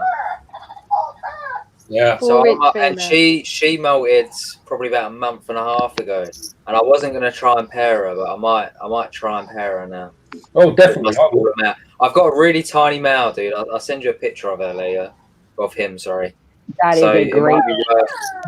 It might be worth it trying that. That's such good footage, that is, Ian. That's brilliant. Incredible. I'll let you know how it goes, Dave. Yeah. That is stunning footage. That's incredible. That's awesome. Oh, Ian, wasn't this the video you posted in the Beasties the other night? Yeah. That is cool. That's so cool. That's and then great she's just footage. left like wow. Yeah, and he's just like, all right, man, peace and out. See you later. Are you happy now? I wonder why they do that. It's just a state of like hit. There's got to be being stunned. Or... Good. Is it so it gives the male a chance to get away, or you don't know, do you? It's... Do that though. I don't know. I think whatever you're whispering there, I need to learn.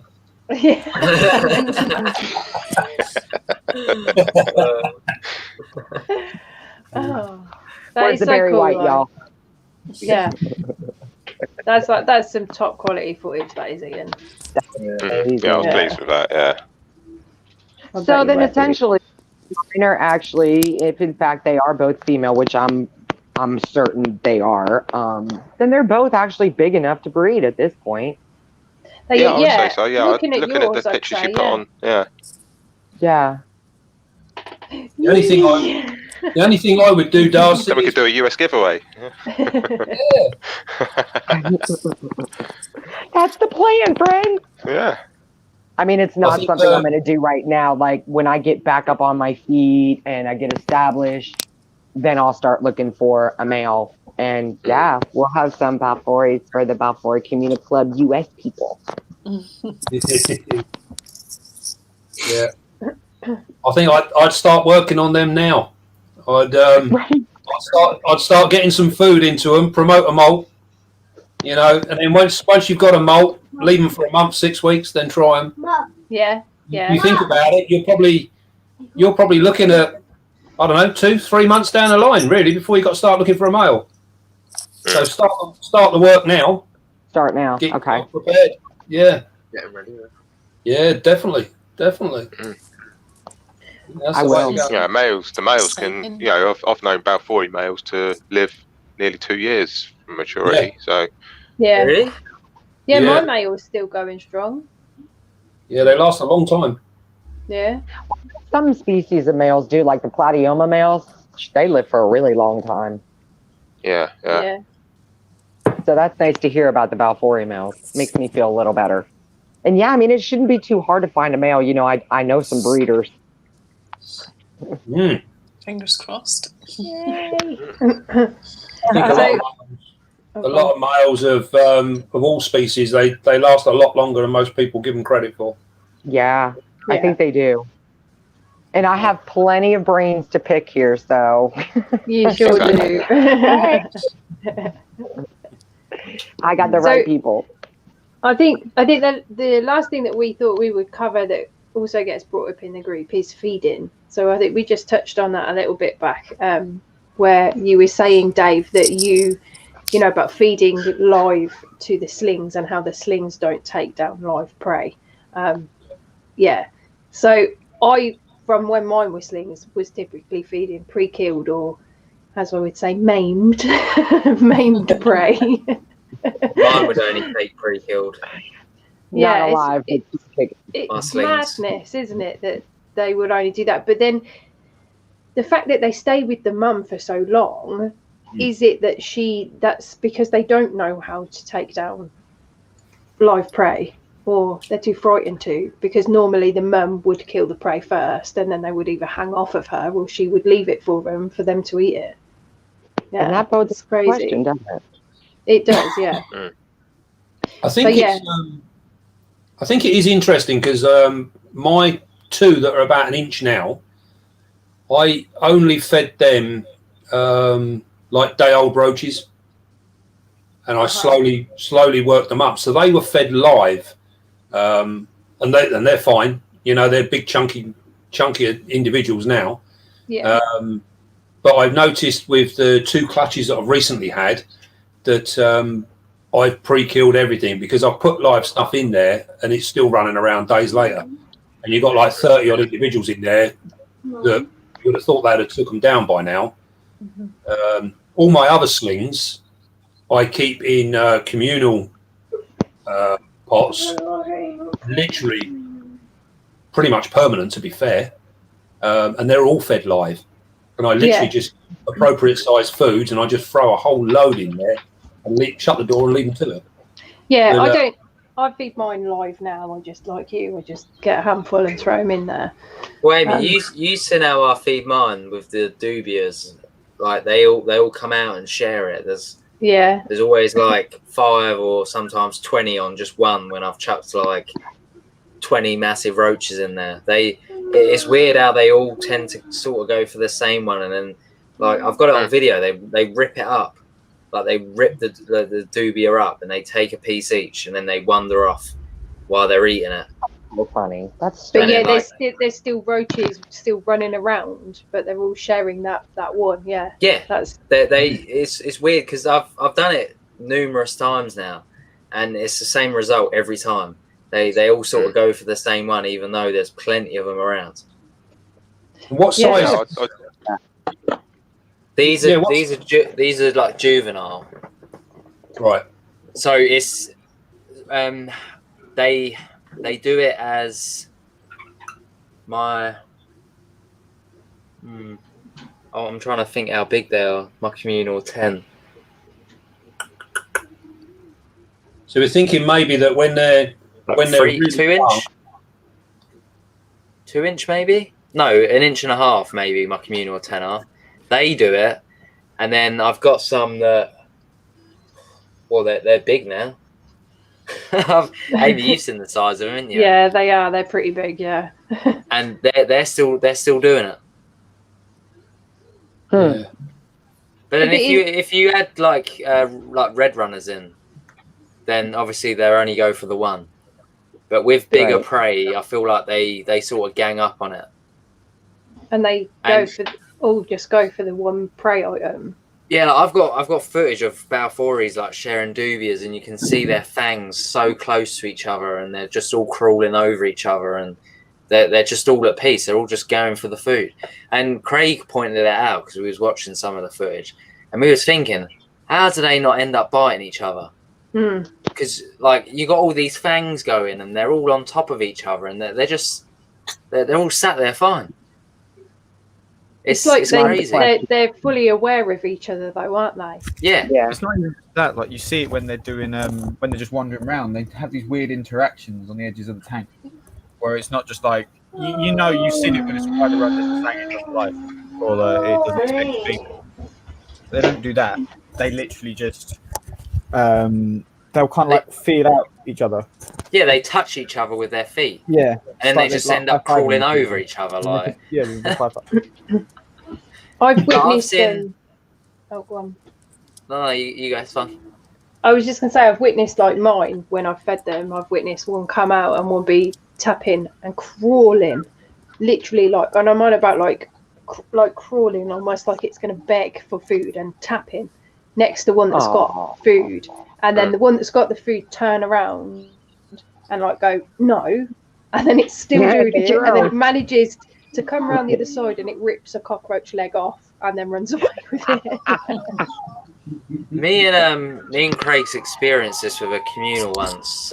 We went to, I'm not going to say what communal, but we went to rehouse it, and it was weird. The minute we started destroying the web where a lot of them were, there was one that sort of came out the web, and it was doing this really weird sort of tapping stuff with its feet and legs. Craig, are you still there? Yeah, I'm still here. It was really weird, wasn't it? It was really weird. It wasn't a quick thing. It was like it was going on for a while. It was almost like mating drumming to a point. That's what it looked like. And I was just like, what the fuck? Is that Balfouri calling it to arms? Like, what is going on? But I do think it's their communicating. It's the way they're communicating. Like this one that was creeping to share, it literally looked like a puppy that was like, oh, please, you know, it didn't, it was like, let me have a bit. And I was like, no way, look at that, look at him begging to have a bit of food. The other one, it's funny, fuck off, like. It's like the Balfour was saying, everyone needs to get out of here, like, now. Like, it's getting ruined. I've got this this here. This is some interaction that I had quite a while ago with my females. Oh, shit. So here, the one in front had a cricket, and the other one was trying to get it, and it was kicking it away. You see that? Give me your food. No, get out of here. Yeah.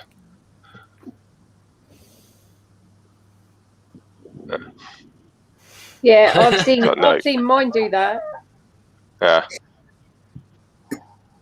It makes you wonder whether there was. Makes you wonder a structured pecking order. Yeah, that's what I mean. Yeah. You can't an animal isn't like you can't look at something like that and say that animal. You can't argue. I tried feeding the one that didn't have anything. They didn't want it. They do. No, you wanted the one the others got. Yeah. She's in a mood now. She's like, nah, I'm done. That one looked better. But she's got a better one. Yeah. If in the wild they do stay communal for a certain amount of time, and this is all if, there would have to be some kind of pecking order. I mean, because there always is. Like with wild animals, like there's hyenas, lions, like anything that stays in a group, there's always a pecking order. So I'm wondering if that is not true in a sense for them as well. And they're tapping, you know, I believe that they communicate with each other through tapping, although we don't know what they're saying. Obviously they do.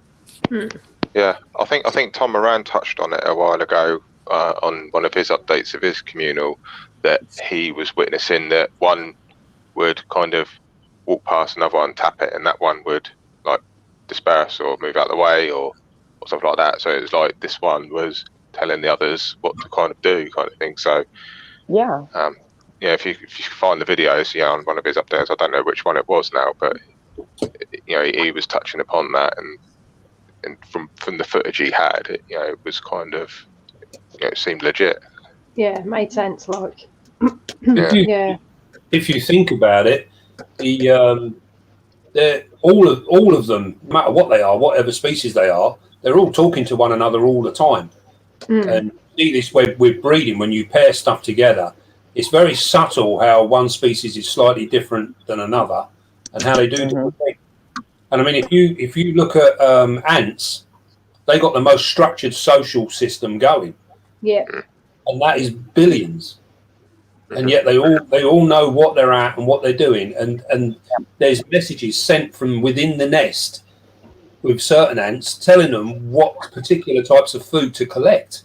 And they've actually done studies where they found that only certain particular foods that, they've walked past what they were collecting yesterday and gone further to collect something different. Yeah. That's crazy. And when you look at that, you think to yourself, well, why didn't they pick up what they were picking up yesterday? What's wrong with it today? Well, obviously, someone back home turned around and said, I don't want a cheeseburger. I want chicken salad today. So, and they go off and they get something completely different and bring that back. But the communication was there, and I think we often sound amazed that something's talking to one another, and yet we're here talking to one another. This is it. Different. This is very true. They're even clever to things that we try. I've got Heather is a pest control agent, and they learn. So if you have poison bait blocks and the ants eat it, they'll take it back to the nest and they'll rapidly learn that is not something that you want, and they'll chuck it away. Yeah. Right, and if you watch channels like Ants Canada, you can see the in detail things of a colony. So you have big fish tank sized ant colonies of fire ants, bullet ants, and things like that. And they have garbage dumps. So they have a specific area outside of the colony that's where all the rubbish goes, and that's where they all put it, and they all know it goes there. And it's absolutely insane. Ants are another level of animal. Ants are pretty cool. But I probably wouldn't keep them myself, but they are pretty cool. Yeah. So I like to watch Ants Canada, but I wouldn't want to keep them. Yeah. I'd keep ants. I'd definitely keep ants. There's no reason why a colony of spiders wouldn't work in a similar way. Right. Communicate with one another to carry on. It's the only way forward for a society. A group society like that needs to work together if it's going to survive. Needs to be a harem, doesn't it? Yeah. Because if everybody worked as an individual, then it's just not going to work, is it? Because you're going to end up being predated. There's going to be all sorts of different things going on that will affect the greater good of everybody. That isn't being shared. Exactly. Yeah, I think it's no more different to when we pair a pair of spiders and they're chatting to one another. You've got that courtship all going on. It's sometimes it's so subtle, it's unbelievable. You have to look and think, did I see that then? Because you're not quite sure. And it's not till you play it back on a video and you think, oh, bloody hell, I did see that. I knew I saw that, And that was the trigger for something else to happen. Yeah. Especially when all they do is that little shake. Yeah. When the males just do that little shake and you're like, well, wait, and you almost have to watch it back and you're like, oh, there it is. Because some of it what's happening. Some of them, they just do that little shake. But I mean, they communicate so many different ways. I noticed when I paired my Cayenne Kraken, that was watching the male when he first started out. He was waving literally full length of his arm, full length of his pedipalp was going full whack. And then as he started to get a concentration, it slowed down and he was getting a little bit less until in the end he was like this. And then he was like, whoa, and it changed all the time. And you sort of sit there and you think, she's doing something that makes him react in that way. Yeah. One he was calm, then he was all excitable, and then he was calm. And you're like, you now got to look at her and think, hang on, what is she doing? What can I see? She was going, yeah, I want some. No, I don't. Yeah. She's got the very white. What's happening? He was showing excitement, then disappointment. Then excitement. Yeah, that's probably what it was. Yeah. I think I've had a couple where I'm sure they swear. Especially when the male just sits and goes, oh, bollocks to this, I'm off. This is too much like hard work. Screw you, princess. That's it, yeah. Fuck this shit, I'm out. Yeah. I reckon that's what happens with the Balfouris. How often do you feed your communals, for those who've got them? That's another question that gets asked a lot. Like, how often should you do it? And should you feed to make sure that they are always not hungry? Or it's a tricky question to answer. I'll go first. It is a tricky question now. I don't mind going second because I've experimented with this a little bit. Well, I don't feed mine weekly. I feed them fortnightly. I always put in enough to go around, but there's always some left 24 hours later that I take out, or sometimes just leave in, and then they normally disappear in the end anyway. But I don't feed them weekly. Sometimes I might not even feed them for 3 weeks. If I come down like the next day, 24 hours, like I said, later, and there's loads left, then they're not getting fed then for a little while longer. Because to me, I know my communal, and I think, well, you're either not hungry or some of you are in pre-molt. There's no point in me putting loads and loads of prey in there to pester you and annoy you because you want to be left alone to do your own thing. And I don't think that you necessarily need to feed them up. I don't think they're cannibalistic from the point of view that they will eat each other if they're hungry. I really don't. Obviously, if they was really ravenous, I mean, we'd probably eat each other if we had no food and went months and months without any. But that's my thought anyway. And it seems to be going well for me. I'm not saying do it this way. This is just the way I do it. I suppose as well, like it's like with any spider, isn't it? Like missing food or not having food for 3 weeks ain't a massive problem for it. No.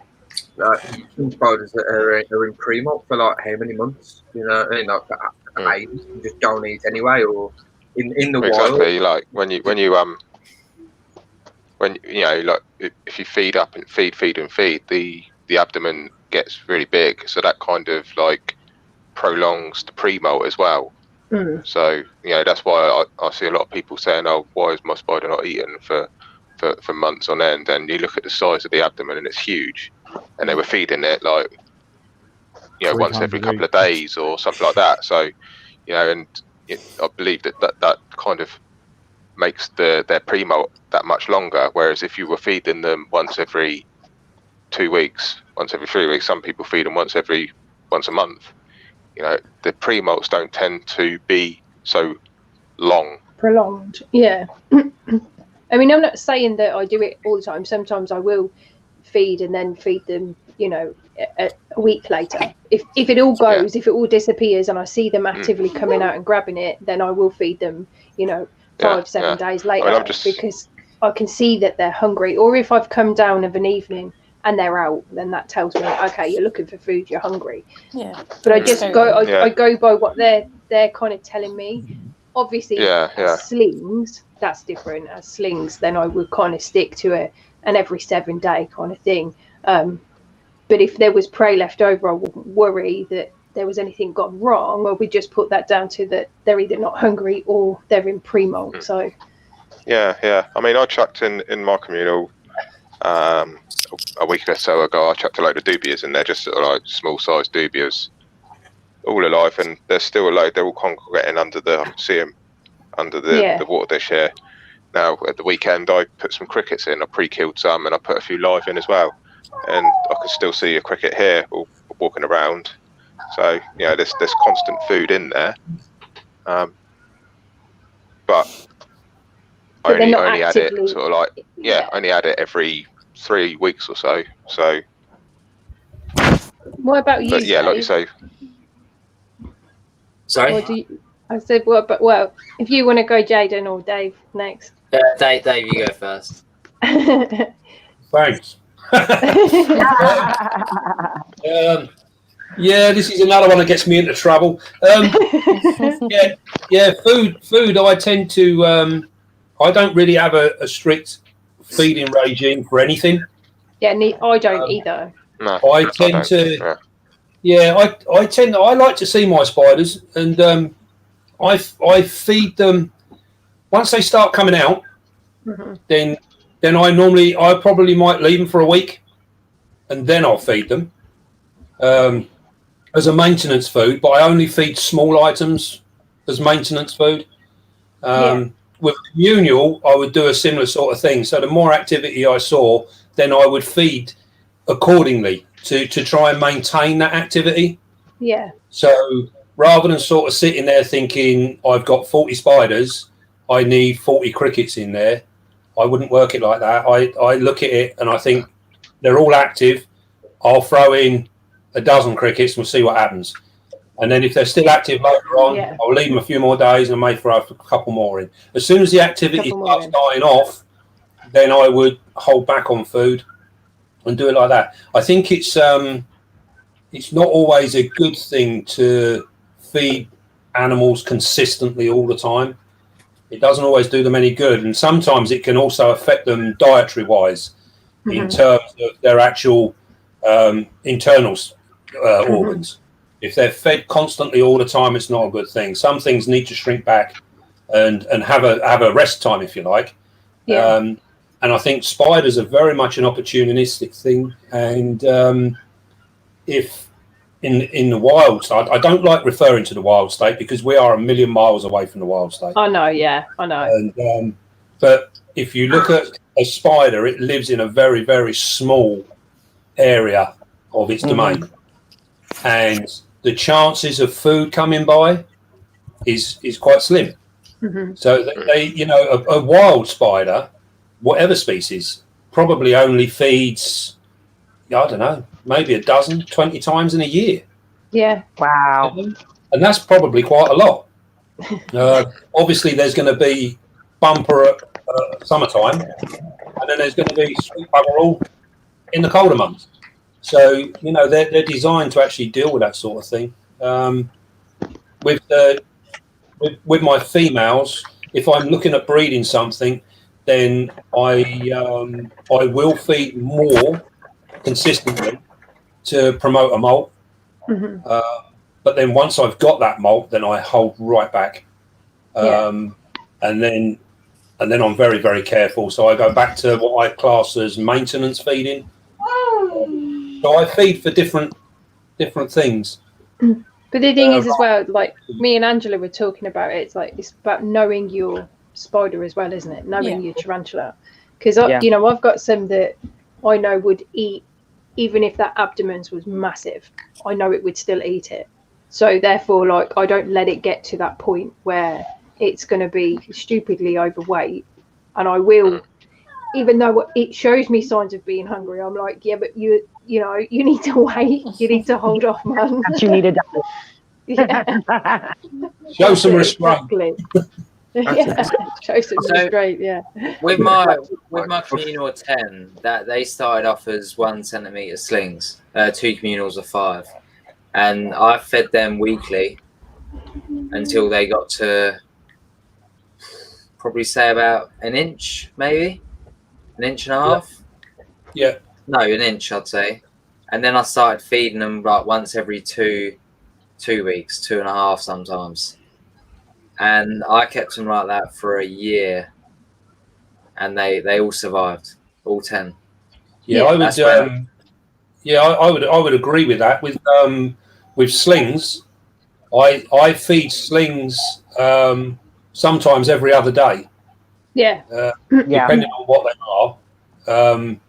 If you look at things like wolf spiders, huntsmans, all of those, you almost need to be feeding daily with slings, because if you don't, then they'll perish. They're not getting enough. Whereas you look at some of your other stuff, you've got to be a little bit more careful. Some of your terrestrial, like your brachypelmas and things like that, it's very easy to overfeed one of them, and you can end up with that big shiny butt on a tiny little thing, and I don't think that's particularly healthy for it. No. So it's also feeding to the actual species and how that thing. You think most brachypelmas don't have food all the time. No. In their natural state, they wouldn't have access all the time. Whereas something like a huntsman or a wolf spider generally will be out hunting. There's food. For it, yeah. So it's a different sort of thing. But yeah, definitely with what Jaden was saying there about when they're young, I would definitely, food is the important thing for me at that stage. Yeah. Just keep banging it in there as long as it's prepared to eat it, and they're not getting overly fat. Then I would just keep banging it in. With my communal 20 and 40. They're quite a nice size now. They're getting really big, and I started off feeding them every 2 weeks, and then I'm sort of at the stage now where I do one big feed a month, and then I do like spot feeds where I chuck in like a couple of red runners or something. When like you said, when you see like a couple out, etc. like that, I chuck in a couple red runners, but then I do like a massive dubia, like adult dubia, like feeding. That's when they all come out and they're all sharing it. But other than that, I'll probably do that about once a month now, and then I'll do the spot feeding, which is probably like very rare. And this is the way my brain thinks. It's like you have a meal, but throughout the day you have a snack. So it's the same thing. Like, you give them the smaller meals, just like snacks, and then you feed them their big meal. That's how my brain. The thing is, I tend to like notice that a lot of them are in like pre-molt, and they're all down in like their burrow or their web castle, whatever they've made. Because with quite a few of my communals, I've been able to see, literally see them molt in, see like they're sort of inside their web castle, and you can tell like the ones that are out and about, like their butts aren't as big as the others that are obviously in the burrows. So when they're all out and they're all on the glass and that's when you can chuck a couple of like dubias, not dubias, but like red runners or something, even small dubias, and you can watch them because they tend to grab them.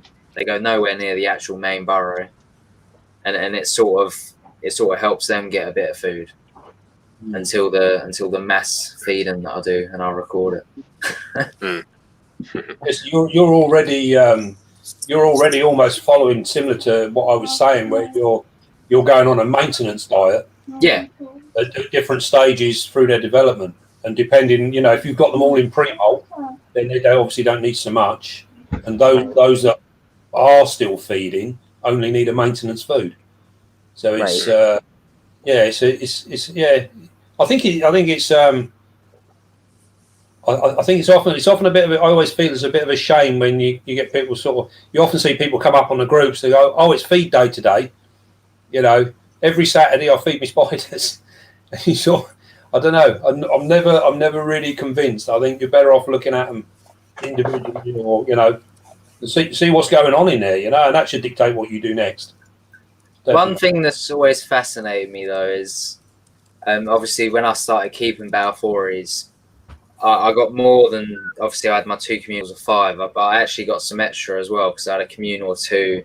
I had 2 singles. I gave Craig one of them as well.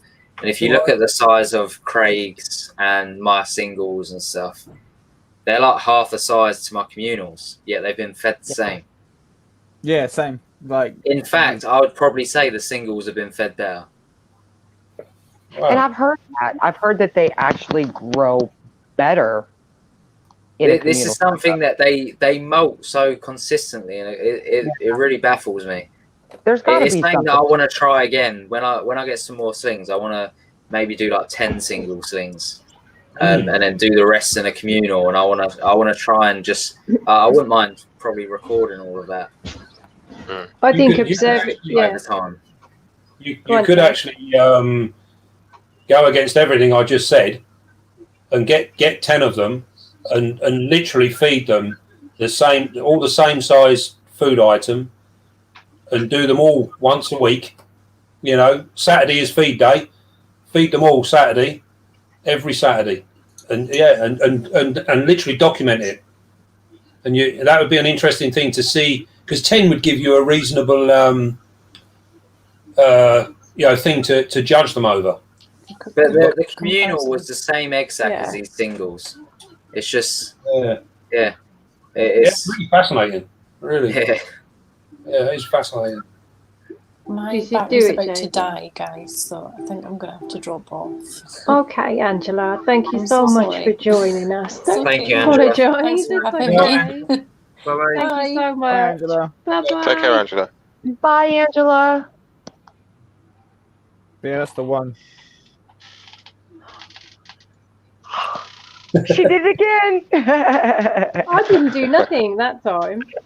I think it was Craig pulled himself out. Oh. Dave, I'll send you the picture comparisons later. There he is. Yeah. I think that's the only way we're going to get to the bottom of some of these things is you've got to have set studies where you've got a number of individuals, and and if even if you've done 2 communals, you could do 2 communals of 10 each, and see how them 2 communals change.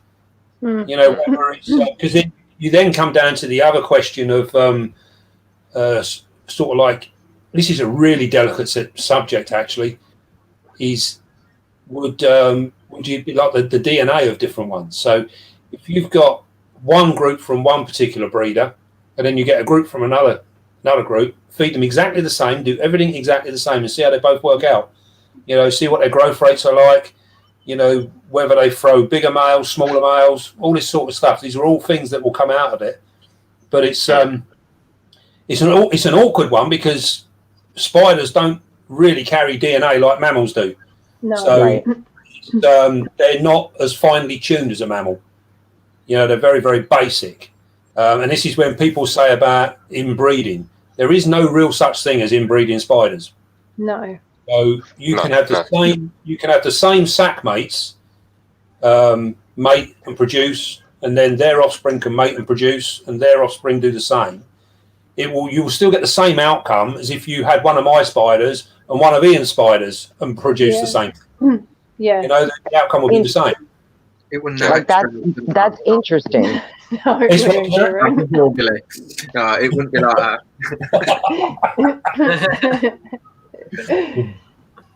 Yeah, so it's an interesting thing, because it's sort of, when things are a little bit dodgy, we go back to whether it was a good breeding, and that's a difficult thing with arachnids, because what actually is a good breeding? What is it? Yeah, exactly. Yeah. Because they're all. You got to think about like how for how remote like Socotra Island is, how many specimens are actually taken from the wild compared to how many are now in captivity. Yeah. So somewhere along the line, they're all going to be related somewhere along the line. True. Yeah. Well, you'll probably find that all of those on the island are related as well. Yeah. Well, they would have to be, because they're secluded. And they're not coming from anywhere else, are they? So. But this is one of the reasons why different sets of animals like those have become successful, because they haven't got that gene in there, which makes it bad if they interbreed. Yeah. I've touched upon this a few times actually. People saying about that they won't produce a sac. Well, they won't breed from the same sac. I think Petco mentioned it in one of his videos, but it's not the case. They will, if they've got the chance, they will. Yeah. Yeah. Yeah. Yeah. They're not that closely linked. It's not a. It's you often find people get a bit upset and a bit wound up with the whole situation. But there's no problem with breeding spiders related to each other. It's not going to make a difference. The only time it's different is when you're breeding one species to a different species. Right. Then we end up with trouble. We have Yeah. Oh problems. God. Yeah. Yeah. That's not. But actual sack mates, never an issue. Never an issue. Yeah. Well, personally, I wouldn't intentionally breed sack mates. I would try to, get a unrelated sack to pair. But there's no problem with doing it. It's just my personal feeling towards it. It's although there's nothing wrong with it, it just doesn't feel right, does it? Because the way we're set. Well, So. Our minds. It's like when people buy a bunch of tarantulas, for instance, when I bought 2 Valhalla or I don't know, Sumatran tigers, for instance. When I bought them, I bought like 4 or 5 from the same seller in hopes of getting a male and a female to breed in the future. They're going to be from the same sack. Chances are I bought them from the same seller. And a lot of people do that. They'll buy multiples in hopes to obviously grow multiple on, because sometimes you lose some slings, don't you? But at the same time, they do it in hopes of getting males and females to breed. And it's a valid point. I mean, it's just. But then if they had a sack, they might say, "Well, I'm not breeding from my same sack." Well, why? You've just done that from somebody else's. Yeah, it's a bit of a because I always, whenever I'm buying slings, I always buy 6, a minimum of 6 normally. But then that's purely to procure females. Yeah. Because generally the way I feed them and grow them on, my males will mature so much quicker than my females anyway. So they're no use to me anyway. And that's exactly what Deadly Tarantula Girl just said, that the males tend to mature before the females when they're from the same sack anyway. Yeah. So sometimes, I mean, obviously we can slow down the maturity of the male by what if you can identify what if you can identify early enough which one is a female, which one is a male, and then slow down the growth? I'll slow down. If I know I've got a male, I'll set it from when it's big enough for me to use like what a jeweler uses.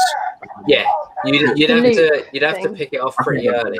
But I use one of mine, and I'll sex them from the size where I can clearly see. If I'm questionable, I'll wait till the next molt and then I'll do it again just to be sure.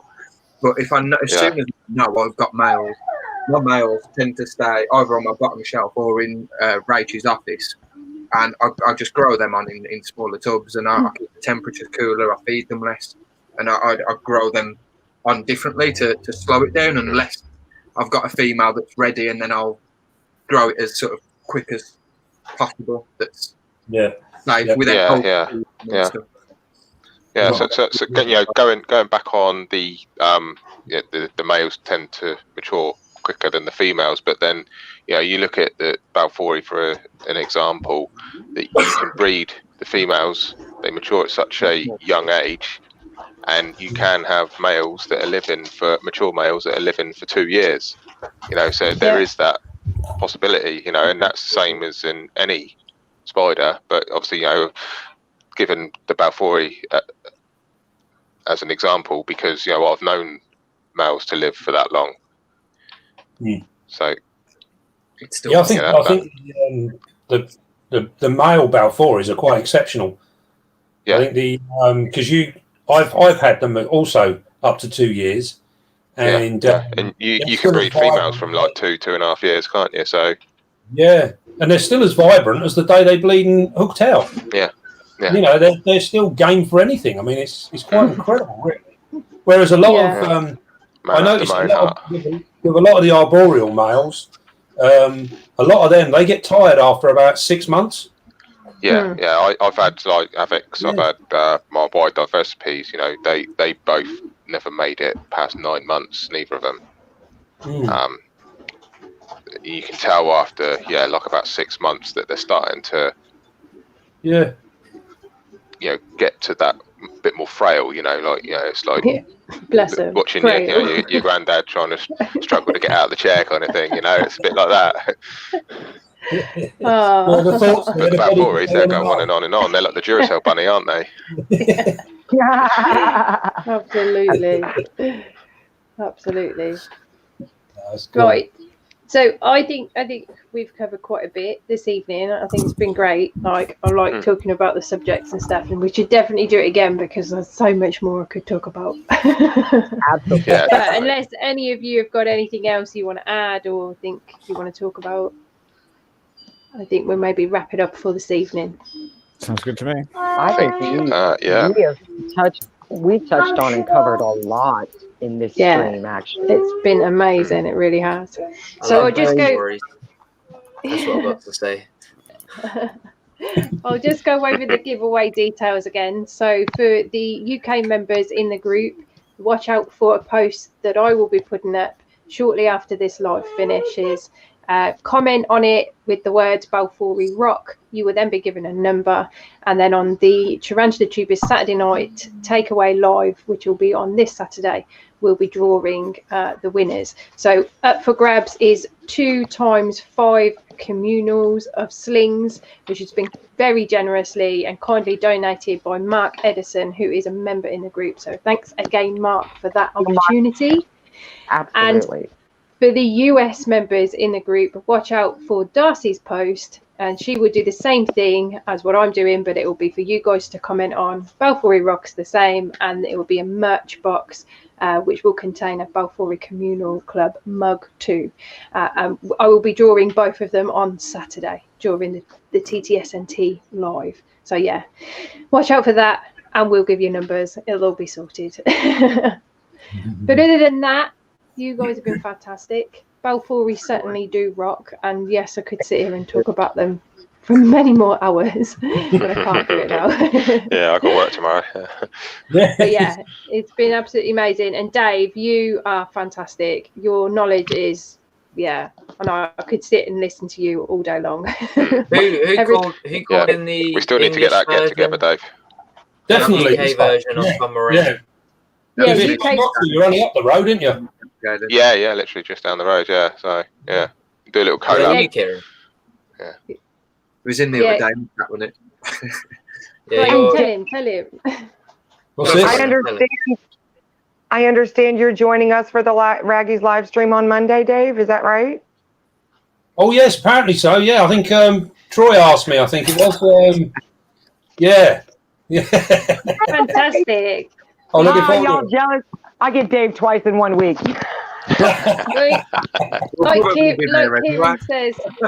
Like Kieran says, Dave is the English version of Tom Moran. So well, steady on.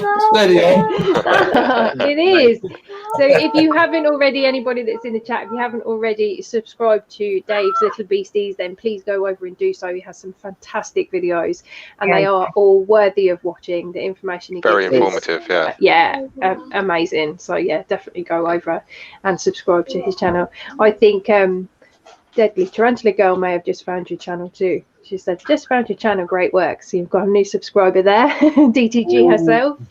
Lovely, thank you very much. I'd just like to thank you all for all your support, really, because it's been a bit of a whirlwind thing, and yeah, I'm loving every minute. And it's nice doing these sort of things as well. It's really cool. It's been a lovely evening, and I've really enjoyed spending my time with you. And we've really enjoyed having you here. And just to answer True's question here, he said, why UK only?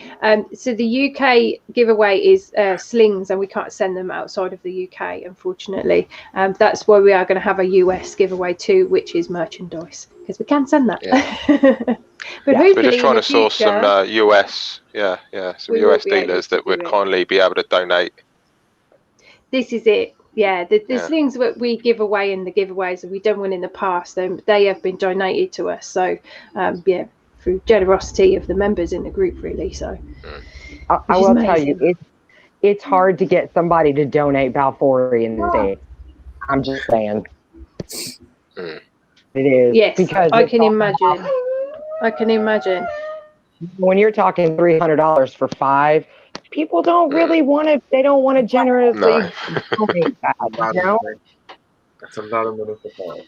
A lot of money. But I will be getting myself in gear. So yes. If you want to get a plane ticket, you can have some of mine. Yeah, Darcy, come and see us. listen, In the States, we're always open to collection. You already know I would have been on that plane 7 months ago. Bless you. So finally, cool. then, just a huge thank you then to you guys here up on screen with me, being here. Yeah, thank you so much. And to everybody in the chat, you guys rock. Balfouri rock. Thank you, guys. As always, man. As always, please do take care of yourselves, and we will see you again soon. Bye bye. Bye, guys. Bye.